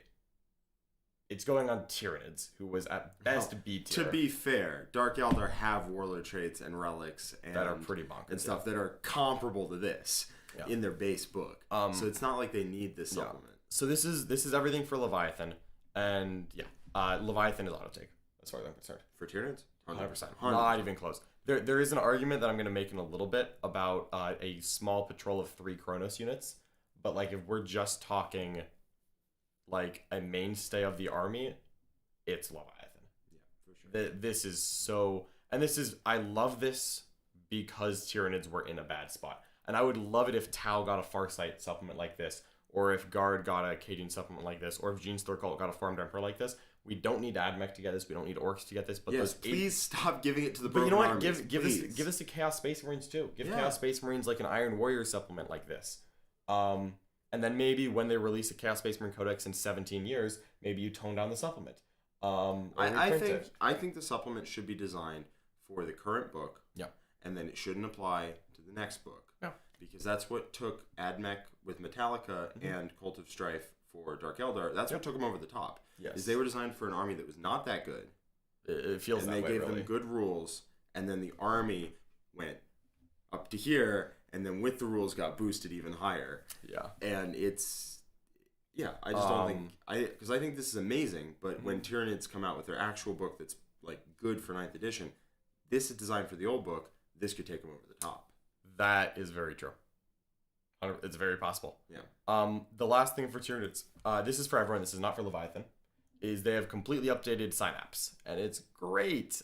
It's Synapse. You mean it doesn't just not do nothing? So Synapse is the exact same as before, to be clear. But now there's an additional benefit for being in Synapse range, which is that similar to like Chapter Master, how you can spend points to upgrade a Captain to do X, or you can upgrade a Tech Marine to the Master of the Forge Y. You now have a Synaptic Link ability that you can upgrade any of the unnamed Synapse creatures in do they get the Synapse roll generally, the ignores leadership or whatever? Yeah, that's still there. Synapse hasn't changed. This is just an upgrade to it. All the old Synapse rolls are there. I mean, leadership doesn't really matter that much in this edition, unfortunately. So the regular Synapse rolls just kind of don't matter. Yeah. Because, like, what are we even talking about here? You're just trying to ignore instinctive behavior. You're going to lose a guy and then lose, like, a sixth of the remaining guys in a Termagant squad. Yeah, I don't care. So here's where... So in Strike Force 2,000 points, you get to have 3 of these abilities, by the way. They're unlimited. Okay, that's cool. Yeah, so 3. Yeah, they are limited. So real quick, they're all 15 points except the Zoanthrope one, which is 10. So Zoanthrope's 10, everything else 15. Okay. And then how you give it is it's command phase targeting. Of if you're in Synapse range, you give it to a unit in your Synapse range. However, it's better than that because they have a cell tower now. So this is a really weird mechanic that I genuinely love because it is the fluffiest rule I've ever seen. Yes, you can bounce them off of other Synapse. Yes, so let's say you have Jack. Let's say this paint pot is a Synapse creature. This is my Hive Tyrant. And you're trying to reach my creature over here. I can give my Synapse buff to anything within my Synapse range. So I can just give it in the command phase to this unit. Right, but what if I'm over here? I can give it to, if I'm in Synapse range of another Synapse creature, it cell towers out to anything within range of this guy's Synapse range. So this Hive Tyrant, this Zoanthrope unit, I can give it to the Zoanthropes because they're in my Synapse range, or I can give it to any unit within Synapse range of this Zoanthrope unit, which is this guy, these gods. So it can cell tower ping out. And it can keep doing that. It can keep chaining and chaining. Yeah, it can chain and chain and chain. So you can ping through all the Synapse creatures to give your buffs, and that is so cool. It is very cool. Like actually building a Synapse web matters now, whereas before I genuinely took one creature, and if I was out of range, I'm like, all right, I'll roll them around. Yeah, and like I forgot. Such a cool mechanic. I love Fuff-wise, I love this. I hope that this mechanic is exactly the same in the new codex whenever we get it. I imagine it will be. Yeah. But like, it's so good. All right, what are the abilities, buddy? And let's go through the abilities. So this is the last part. They reprinted all the Blood of Ball stuff for Tyranids. The only thing is that they made Symbiote Storming unmodified 6s, which is like a slight buff, slight nerf situation with side grade. It's fine. Reprint of good stuff is good. The big part is, let's go over these. They're relics. also taking Psychic Awakening. Yeah, they're getting it out. Yeah, Blood of Ball no longer exists because Blood Angel's already got their update too. So Broodlord, pick a unit and it gets light and heavy cover. And if it's not a monster and it's more than 12 inches away, they also get dense cover. So every unit gets light and heavy cover. So pick your big, Exocrine. It gets a 2-up armor essentially. It also gets heavy cover, which is kind of cool in combat. That is actually legitimately good. Heavy cover is not something you see very often, but it's very strong. Yeah. This applies to one unit, right? You pick one unit. Not every, just one. It's a command phase target. And also you can't stack them. So you can't That is correct. do 2 abilities on the same Also true, which I also love and I hope applies to Admech, but we'll see. I don't expect it, but it would be. I don't let me dream. I know. It would be nice if they said command phase abilities are only one target per ability. Or one unit can have one command phase ability and that's it. But I don't think because it's this way it's gonna be like that. Yeah. In the future. So pick a unit and just gets light cover and heavy cover. Heavy cover is really useful on high armor save units such as like Tyrannifex, Tervagon, like the monsters. It's not as useful on Gaunts. But you know what? You could also put it on like a Gene Stealer unit with an extended carapace, which gives them a 4-up armor, and now they have a 3-up armor in both combat and shooting. And then giving them dense cover is also useful. Broodlords are one of the better Synapse creatures right now. So 15 points. I think if you have a Broodlord, you probably toss this on. I like it. Yeah. No, it seems pretty good. Next, 15 points. 15 points. Very solid. Yeah. Hive Tyrant is when you pick the unit, it gets +3 to its pylon move to a maximum of 6. That is so good. Bigger pylons is good. Tyranids have a lot of combat jank. It's a max of 6, so it doesn't work on Hormigons.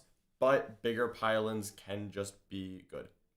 That is, I mean, to be fair, in Tyranids, you have a lot of doubling up on the mobility in combat. Yeah. In any other army, this would be like, oh my god. Oh my god. I actually don't think that this one cracks the top 3. I mean, it's only pylons, not pylons and consolidates. Not exactly. Okay. That's much worse. Because usually consolidate is just an unfettered just move. Yeah. But Hive Tyrants are also one of the best Synapse creatures, so like they didn't need as much of a buff. Maliceptor. One of the worst historical units for Tyranids. Is that guy even in the regular book? I thought he was forgeable for some reason. No, that's the Maliceptor. He's the Maliceptor. Yeah, the Maliceptor. What even is a Maliceptor? Exactly. You've never seen one on the table. Seriously, I promise you. what does it look like? So each time the model in this unit makes an attack, and to be clear, this is make an attack. This is not shooting attack or combat attack. This is both. On an unmodified wound roll of a 6, it improves the AP of that attack by 1, and you can re-roll the damage roll. So you pick one unit, it gets Guard. Why are you reliable the Hive now? Guard damage. Why are Hive Guard reliable so now? Better AP on 6s, great, and reroll damage. That's Maliceptor. Yep, that's a Maliceptor. I've literally never seen that before in my life. I've never seen this man before in my life. Doesn't look like anything to me. Yep. Right on.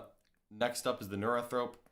This is probably the worst one, but also the Neurothrope was such an auto take, so it's fine. Yeah. You pick the unit, an enemy unit within 6 inches. This subtracts 1 from leadership and combat attritions. I hate leadership mechanic things because they never feel like they come up. No, leadership doesn't matter in this edition. It just doesn't matter. So probably not that one. But so far, the Maliceptor and Broodlord are both really good.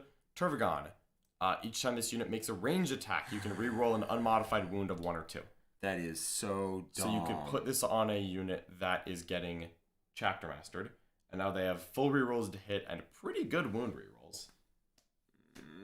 Yep. That's that's so scary. Again, cap of 3. This is a third one that's very good and worth considering. I mean, it's on a Tervagon. It's on a Tervagon, which is not great. But that is very scary. Trigon Prime. Not a great Synapse unit traditionally, not very popular right now. But whatever unit you pick is eligible to shoot and charge, in which it fell back.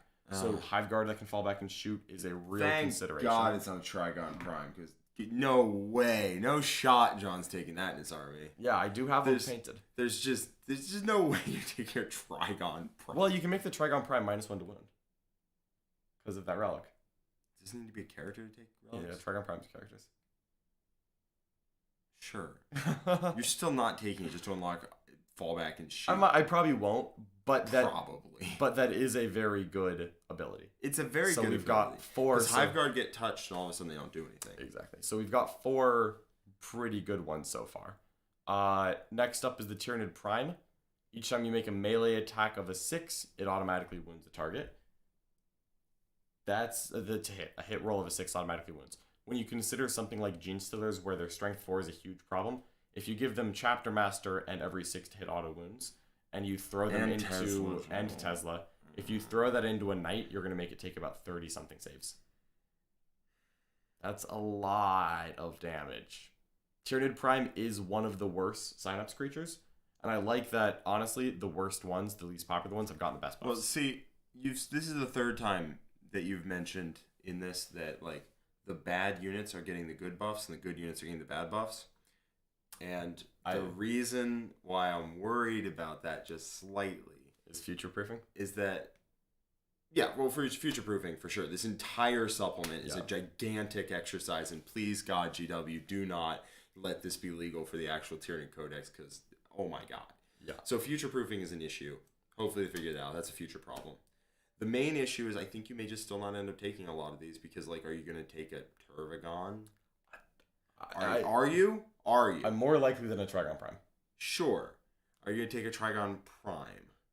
Are you going to take a Maliceptor? Yes. That literally didn't do anything. I am going to take a Maliceptor. Okay.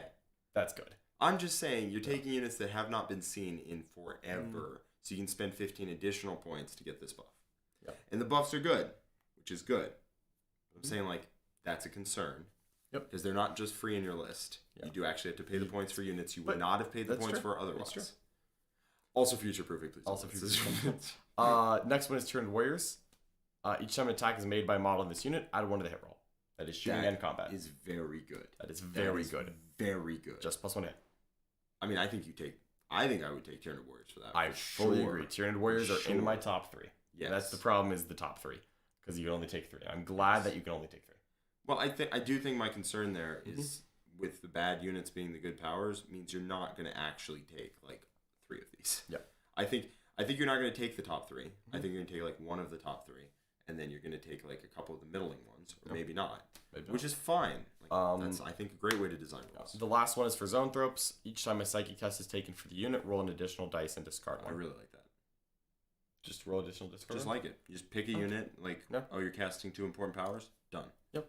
You can, and if it's like a Hive Tyrant, with like the relic crown thing, from the Psychic Awakening, they can cast 3 powers. Spend a CP, they can cast 4. Every time somebody fails Symbiote Storm, they fail Onslaught after advancing. They fail. You can like see the tier. Yeah, their soul dies inside, and it's not pretty. Like failing the Feel No Pain, you just see them the following turn being like that. You wouldn't have died if they had Feel No Pain. Yeah, that's very solid. 15 points have to take Zonethropes. Actually, no, the Zonethrope one was 10. Remember that. And I think, yeah.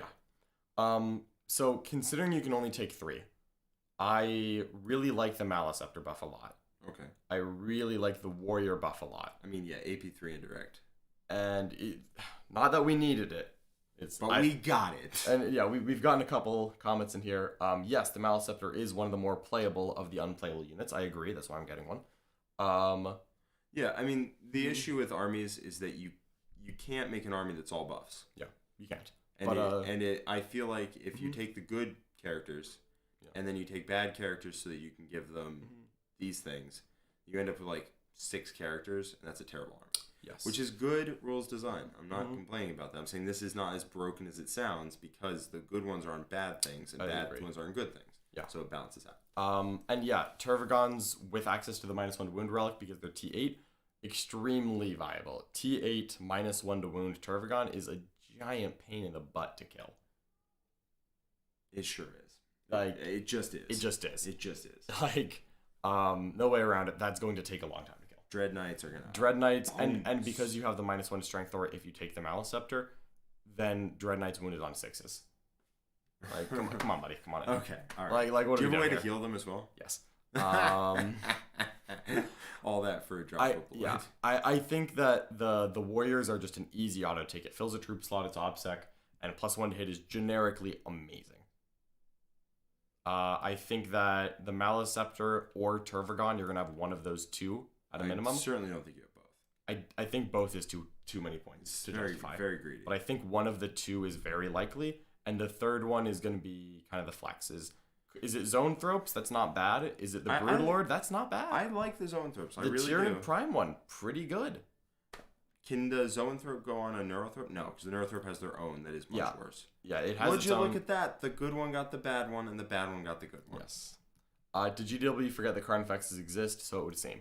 But hey, if you give a Carnifex +1 to hit on its ballistic skill 3 and also against Tesla, maybe that's enough to make the vaunted deck effects come back. Listen, you know it's not. You know there are other units that want those buffs really bad.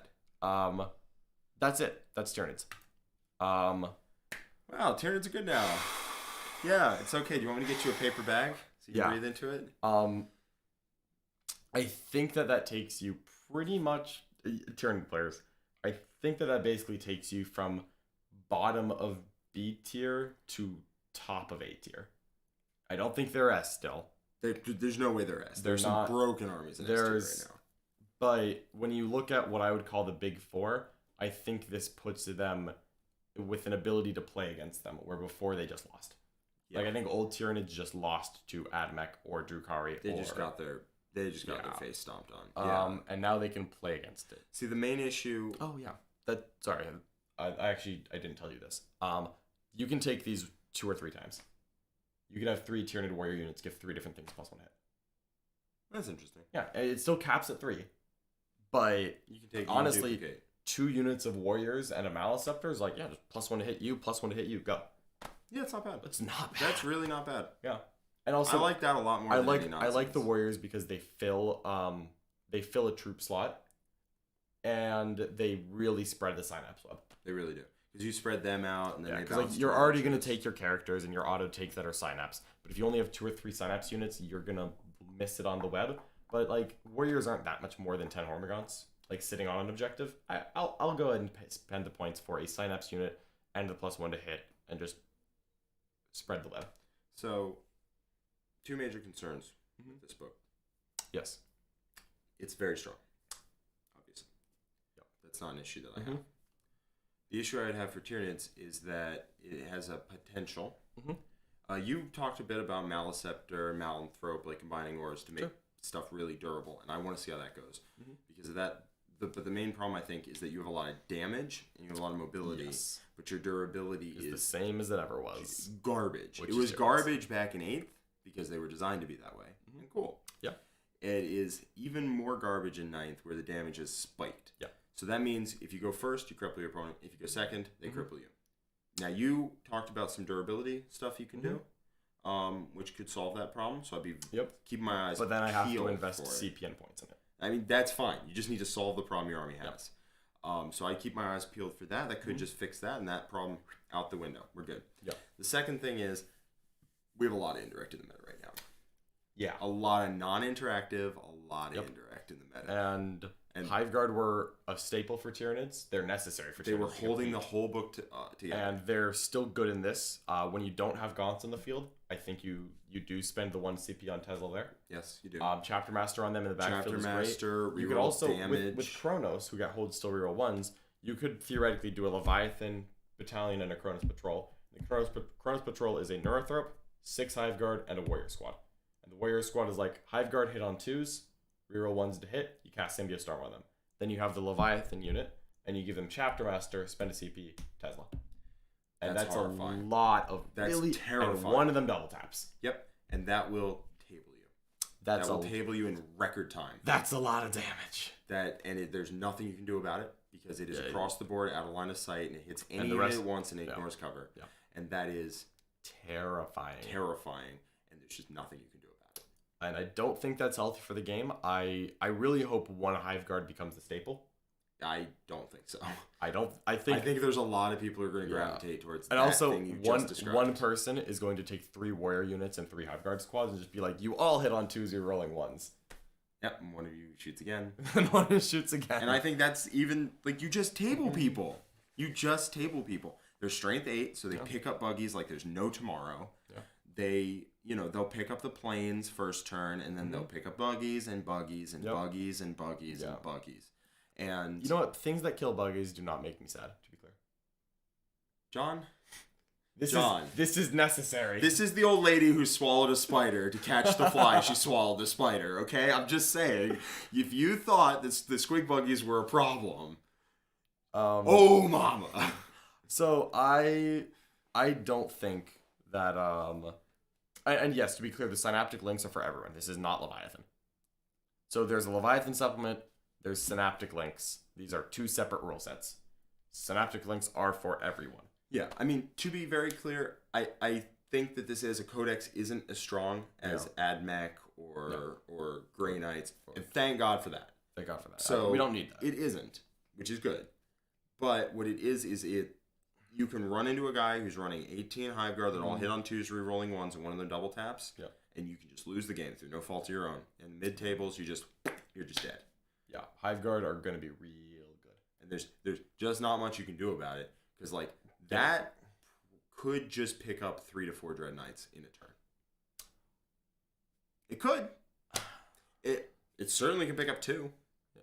100% can pick up 2. And it's for the chat, the AP3 is only on 6s to win, so it's not the unit is AP3. But if I mean, the unit was AP3, that'd be broken. Functionally, it is AP3 because it ignores cover. A lot of the times, you're going to be relying on cover. AP2 ignore cover. So, I mean, it puts your 2-up Storm Shield guys to their Storm Shields, and then you can reroll damage as well. At a bare minimum, I love that Scutari units can't just sit there ignoring AP2 and light covering it. I agree. It's great into the meta, and it hurts it hurts the people who have hurt me. And I like that. But, oh boy, could this be a problem. It could be. I don't think it's going to be as bad as the Orc Indirect because, 1, you can touch and it shuts down. Yes. 2, you can't touch it's less mobile. But the problem is you have just walls of gaunts in front of it. Yeah. Just I mean, 3 units of Hive Guard is very expensive. So it is very expensive. A unit of Hive Guard is $270. Let's say we're going as cheap as possible on these damage buffs. A Maliceptor is still like 160. I mean, and then the Maliceptor is not a character, so you need a separate character to babysit it with Chapter Master. So now we have a Maliceptor and a Trigon Prime with Chapter Master babysitting this Hive Guard squad, and you have to spend 3 CP to power it. I get that. I get that. I'm not as actually scared of. Well, I mean, there's 2 builds. I think there's the 18 Hive Guard that all hit on 2s, rerolling 1s, and then one of the double taps. And then I think there's the 1 squad that rerolls all hits and like all wounds and just goes off and fires again. And that's gonna hurt. Really I do like though that you can't target synaptic links onto the same unit more than once because that prevents one Hive Guard squad from having reroll wounds, reroll damage. Yes, and that would be annoying. Because it would be very, very annoying. Yeah. So 170 for a Maliceptor, not 160. It's not cheap. It's not cheap. Yeah, you're not getting this stuff. So and then you have to pay the 15 points to upgrade him. That is my concern. We'll see. I think that once you hit top tables, I think you're gonna see them drop off a little bit. Yeah. Because they have a go second problem. At least you got a redeploy. So that means so you have a redeploy and blips. Forgot about blips. And you have blips as well. You have blips. So what was I even talking about? A Leviathan battalion, because none of these are pure locked. This is an 8th edition codex. None of this is pure locked. A Leviathan battalion with a farm depot patrol could be a way to go. But at that point, you're talking 12 CP for the battalion.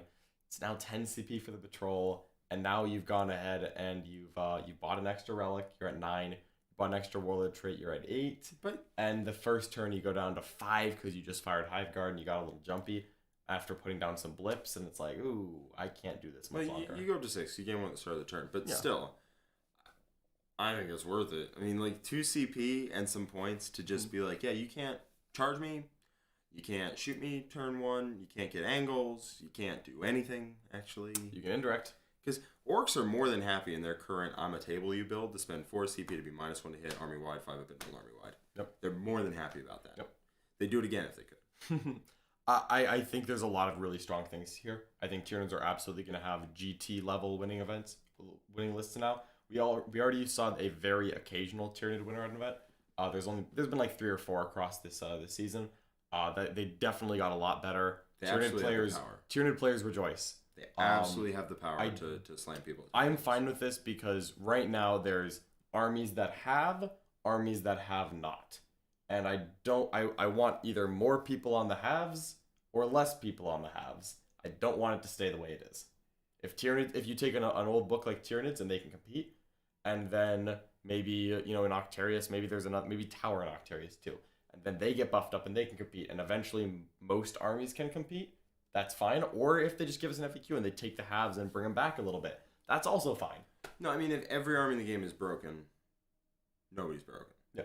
And I think if every army is busted in a unique and interesting, flavorful way, I think that's pretty cool. Maybe the process of getting us there is going to be a little rocky, but we can get through it. Your Neuro is stealing your back CP. I don't know what that means. Do they have a spell or something that gives you CP? No. You have a stratagem with feeder tendrils. If your genes throws kill a character in combat, you get it. Yeah. Why is the meta in the US? Oh, a whole different question here. Marat, that's a great question. I'm gonna answer that in a short minute. Just wrapping up Tyranids here. Again, I think they were B tier, maybe B minus. If we were doing minuses, I know I hate minuses. They are now solidly an A for me. And if you do pluses, I'm willing to say A plus. I think if we're looking at the bigs of Admech, Orcs, Drukhari, and Grey Knights, I think that those 4 are a mile above Space Marines and Sisters. And I think Tyranids are now solidly above Space Marines and Sisters, but probably still below those 4. I'd say that's probably about accurate. Yeah, but I feel like there was a wide gap. It is very it's very volatile. Yes. Because if you're playing Tyranids and you go second against an army that can hit you turn 1, you are in for some pain. Yes, I love that I think it's either Siegs or Nick is talking about the 5 CP regen relic in the chat. Love that, thank you. Yeah, it's really good. Yes, you can use redeploys to go in reserves. Yeah, there's a ton of great stuff here. I think Tyranids are fantastic. I'm very happy with this. I'm excited to play Tyranids. I will almost certainly take them to at least one, probably more event in the next couple months. Now, it's possible that this doesn't work out the way I'm envisioning and that you just don't have enough CP and you're too fragile enough units. I mean, that's how a lot of armies work, is the broken stuff is CP'd to the point where you can't be broken with it, which is good. Again, that's just a good rules design. So maybe that's how it works out. We'll see. This supplement is asking for a new tier list. Christian, I agree. I would expect we're going to do a new tier list video relatively soon. I'm excited for it. I want to do this. Get in there. I love tier lists. All right. So I'm happy to do it. Hot takes, strong opinions. Yeah. All right. So that's it for Tyranids. We had a question towards the beginning. Question from Murat and a question about Crucible. There's a question about Crucible. I'm going to grab this one real quick from Murat. I have a big question. Why is the meta in the US so different than it is in Europe? Is it because in Europe there are less major and GTs from more extreme lists?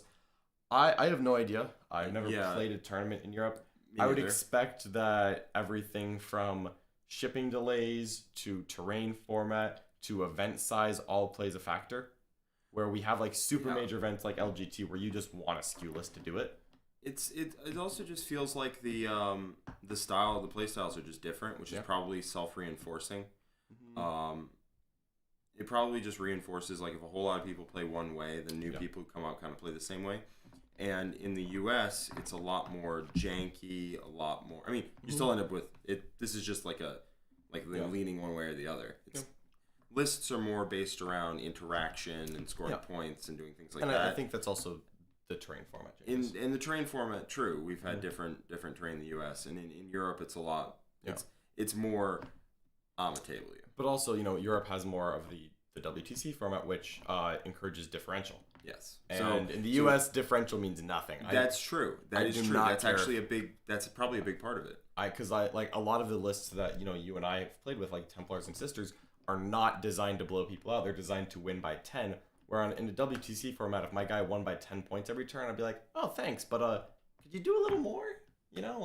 Yeah, no, if I look at my game and I say that, I'm going to win by 5 as long as we keep on this path, I am so happy to stay on that path. Yep. And in differential scoring like they have over in Europe, you can't do that. Yep. You can't. You have to blow them out. Yep. So I get it. you build lists that are designed like LGT. What was it? 5 rounds, and there's like 5 600 rounds, people. 700 people. Yeah, you have to murder people. So if you even want a shot at winning the event, you have to blow people up and get 100. That's my best guess. And we have a $5 super chat from Tom Pawnee, which ties very nicely into the Crucible wrap up.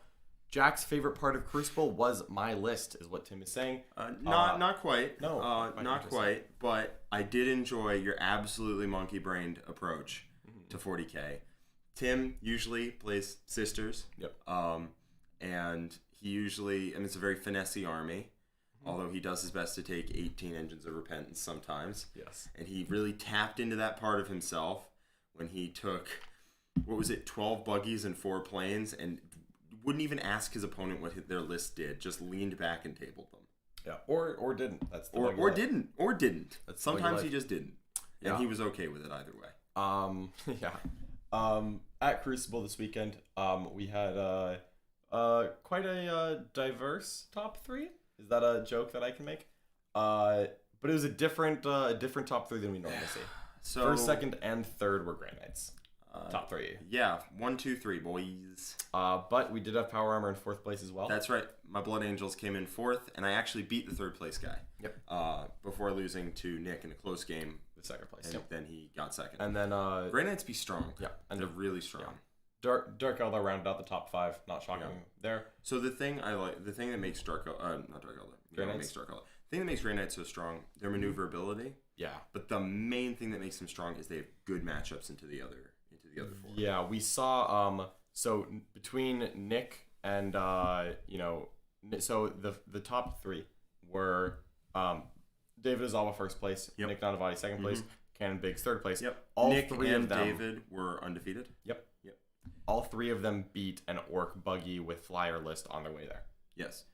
Nick won going 1st, Cannon won going 2nd. And I think David is won, impressive. and David also won going 2nd, I believe. That is very impressive. It is. Tide of Shadows is very good into orcs, and so Yeah, you have actually, it army-wide. Tim was there. Tim, did you go 1st or 2nd to David? Let us know on that whenever you get that update in 45 seconds. Very impressive. All lists had 4+ Dread Knights. I think Nick had 5. I think both David and Cannon had 4. Yes. 4 seems like the minimum. 5 seems pretty good still. 5's not bad. Nick's Why not list take just 5? felt like a more refined version of both David and Cannon's list. I agree. But to me. both of all the lists were very good. I mean, Nick took a lot of tricks that you can do with purifiers Yeah. and But they were paladins and all that. And you just tossed it out the window. It's like 5 Dread Knights, 30 Interceptors. We're going hard. Yeah. Whereas Cannon and David had a little more flex in yeah, their and like lists. they had I think they both had Drago. They both did. They both had Draco. Cannon had 3 squads of purifiers. Okay. Tim went first. So Tim went first, and David still pulled out the win there. Very impressive. David's actually he's not a very well-known competitive player. He's a phenomenal player. David's a very good friend of mine that I've known for a long time. He's actually been playing Grey Knights for like 4 years, right? He was best Grey Knights. I think the year before COVID. He's beaten me quite a few times. Time to shine. He's been repping Grey Knights the whole time, so I'm happy to see him get a win. But Grey Knight's top 3 is a very surprising thing. No orcs, no Admech, no Drukhari in the top 3. Well, they just kept pairing into To the Grey Drukhari, or they kept pairing, or Grey Knights kept pairing into the Drukhari, or they kept pairing into the orcs, and Grey beating Knights them down. Grey Knights beat the hell out of Drukhari. Yeah. And they, I think, are favored in the buggy matchup, Yeah. although it's very volatile. Yeah, we saw Mark Parker on Drukhari start off 4-0. He actually beat my Knights on the way there. Yeah. Before pairing into Nick Nanavati and David Ozawa as his games 5 and 6. Getting Neither slapped. And Mark Parker's a very good player. Mark Parker's very good. If you've played 40k at any point in the last 37 years, you've met Mark Parker. Because that's how long he's been doing it, since the game came out, probably. And he's very good. He's very good. Grey Knights destroyed him put twice. him down. And he had good anti-tank. He had 10 Dark Lances and 4 Blasters. He was doing double Trueborn with the Ravager and more Raiders than average. There was a lot of Dark Light coming out of that list, which I actually thought might challenge Grey Knights. Not even close. No, because Grey Knights can deploy out of line of sight. Yeah. And then they just teleport and they walk and they just start zapping Raiders at a speed unmatched by other armies. Exactly. And I know, and it was at speed. Like both times those games were over in like an hour. Yeah. Like As you and Nick soon were as- playing next to it, and like was it like turn 2 Our and game, like David like Nick leans and back my into the game throw? was flying by because we had both played each other a billion times. We both know exactly what the other person's army is doing. We know exactly what the profiles. We don't need to explain anything. We didn't need to introduce our armies. Yep. We just deployed and we just started going. And the game was going by insanely fast. And by like turn 2 or 3 of our game, which would have been like midway through turn 1 of a normal game. The game next to us with Mark Parker. What was actually funny is that over. you know, the 3 undefeated is going into round 6. David had the most points going in, and but with random pairings, he ended up getting the pair down while you and Nick played, and he got a 99, and I think won the tournament already, no matter what your game did. Yeah, we looked over. The game was over, and we're like, "What'd you get?" Because Nick and I were both undefeated at that point. Yeah, but we were behind on points to David. Yeah, and so we're like, "What'd you get?" And he goes 99. Nick and I look at each other and like, "All right, we're playing for second."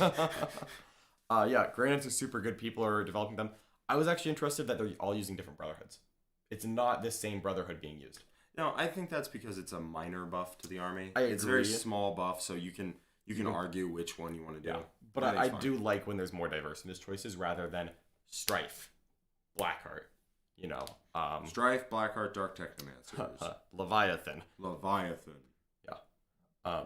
But yeah, I mean, they're so maneuverable. They're so fast. They can teleport all over the board. They shoot really hard. They have a brutal secondary. I mean, honestly, if you nerf anything, you nerf the secondary. Actually, the secondary is here's a fun fact for you.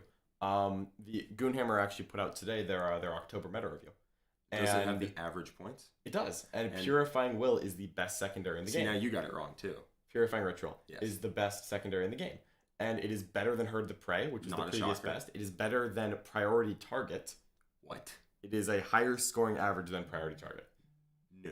Yes. Flat out. Priority Target is a 15 you write into your list. Purifying Ritual is a higher average score than Priority Target. Like when I'm writing down the scores, like I keep a score sheet during the game, I just assume that Priority Target's a 15. And if it's not, if it's even a 12, my opponent got tabled. Flat out. How? It's the highest scoring secondary in the game. It can't possibly be higher. It is. Because sometimes that's so scary. Sometimes people lose and they get a 12 on Priority Target or a 9. Sometimes, but if you table a Grey Knights player, they've already gotten a 15 on Purifying Ritual. Yeah, win or loss, you get a 15. My God. Yeah. Okay. That's Grey Knights. That solid is secondary. Terrifying. They have great matchups into the other top armies. Like I think Admech is a relatively even one. There was not a strong, heavy Admech presence at the event. I know there was one notable one, Daniel Monsov, who's won a GT with Admech in the past couple months. I know Nick played him round 2. I know Nick got the victory there. So Grey Knights definitely can play with Admech. I would still put Admech as the best army in the game. I think I agree, but also I think Grey Knights are already more common than Admech. Yeah, they are more common. Because Admech just costs a bundle to try and put the you army take together. all of the you take all of the things that you know, like Grey Knights already had, and you just go buy one extra Dread Knight from your local game. All right, 2, sure, but like a lot of Grey Knight players already had 3 Dread Knights. Grey Knights were a very popular army because they were, first of all, they were extremely good right before Quarantine hit, so a lot of people went and bought it because it's a small elite army that's easy to buy. They were very good in 5th edition, so a lot of people had them existing. And Admech is an army that people... Yeah. Like, I know my stance on it is I'm not going to buy Admech because it's $1 million and also probably going to get a bit of a nerf soon, so it's just like, what's the point? But a lot of people already had Grey Knight armies because they've been very competitive in the past. Yeah, so you're going to see a lot more Grey Knights than Admech at tournaments, although I think the top tier of Admech players is still the scariest opponent to play up against. I think I agree, but they're going to be a lot more common. For basically everybody, for every list out there. Someone in the chat saying that it's not better than Priority Target. I'll have to reread it then, but if it's even in the same ballpark. It's yeah. All right, it's definitely higher than any of the generic secondaries, and it's definitely higher than any other faction-specific one. Yeah. I guess I'll go read it again, but yeah, it's up there. I know it's better than Herd the Prey, which was the previous best secondary of the game. Yeah, no, I'm not shocked. This is a way better secondary than Herd the Prey. Somehow. Every unit in the army can do it. You can walk up and touch your opponent's objectives and do it, and you get like 6 points a turn on it. It casts on a 5. Every turn Nick was doing it, he would roll, and he would get a 5, and I'm like, "You sure you didn't fail that?" And he's like, "Yeah." And I'm like, I know. I've played against it a million times now. Well, 3 or 4 or whatever, but I'm just like, are you sure? I played against Grey Knights in my last game. I was able to get a close victory, but yeah, he just 15'd that secondary on like turn 3. I'm like, okay. He's like 4, 4, 6. He's like, all right, I'm at 14. I'm like, all right, well, I'll take my turn 3 now. And then, of course, 1 cast at any point later in the game, and it's just 15. It's like, yeah, because you just they're at a 15 before you have anything to say about it. Before they've run out of units, they can do it while you're on the objective too. That's another thing that kills me. Yeah, you can't deny it. There's no denying this secondary. Yeah. And I played Sisters, and I couldn't deny it. Like, they were just getting 15s. They're just getting a 15. And the fact that they have this secondary that they can take on top of, like, Stranglehold, on top of rods, they're really good at rods. Because it's a unique category. Yeah, because it's a unique category. And also the Warpcraft secondaries were not that great. Yeah. They're fine. They're not that great. Yep. It's a Warpcraft that's a 15 that you can sit in your deployment zone and do is on a shooting army that's hypermobile. Yes. Means they can sit there and not do anything and get 97. Exactly. So you have to come to them, and then when you come to them, you get slapped. Indeed. Well, I think that's it. Yeah. I think that wraps us up for Octarius and a little bit of Crucible at the end. I'm really excited for new rules just because it's going to spice up some of the less popular armies. Death Watches are by far the best army of the 3, but their buffs are going to force them into a vastly different build, so it's not just taking the existing good stuff and making it better. So 2 underperforming armies got a good and significant buff, and then an already top player got a very weird side grade thing that's going to lead to unique builds, which will probably still be competitive, but in a different way. I like that because it's not just take your Scutari list and just add Defense Force onto it. I think the Strike Force is functionally like adding a new army to the game, and I think that's awesome because it's plays in a radically new way. Yep. But that's everything we have for now. Thank you so much, everyone, for watching. We do have all of these new Octarius rules coming up in stream games this week. So tomorrow we're going to be playing some nice Death Watch into Tyranids. Nick's going to be on the Tyranids there. On Thursday, I'm playing Imperial Guard, those nice Cadians, into your Black Templars, getting those new rules sorted. And then the Worm this week, I'm going to be taking the Tyranids up against Richard Siegler's Grey Knights. So we're taking some of the top armies in the game. That is an important game. We are immediately stress testing it. Yes. That's the way to do it. Take these new competitive rules, put them in the meat grinder, see how they flesh out. Nids versus Grey Knights is a very interesting game. I feel like the game might be a blowout, and I have no idea which way. Yeah. Either person could ragdoll either person. I have no idea. But I'm really excited. It's going to be really fun. And we'll be talking about it all this week. Looking forward to it. Thank you so much, everyone, for joining us. And we will catch you next time. Bye for now. There's so many rules in 40K, hundreds of events, and constant updates. Skip the learning curve of Warhammer and join the pros. Art of War is led by multiple world champions with decades of success. We teach clinics, stream games, and inspire you to succeed at your favorite hobby. Join our global community of gamers just like you.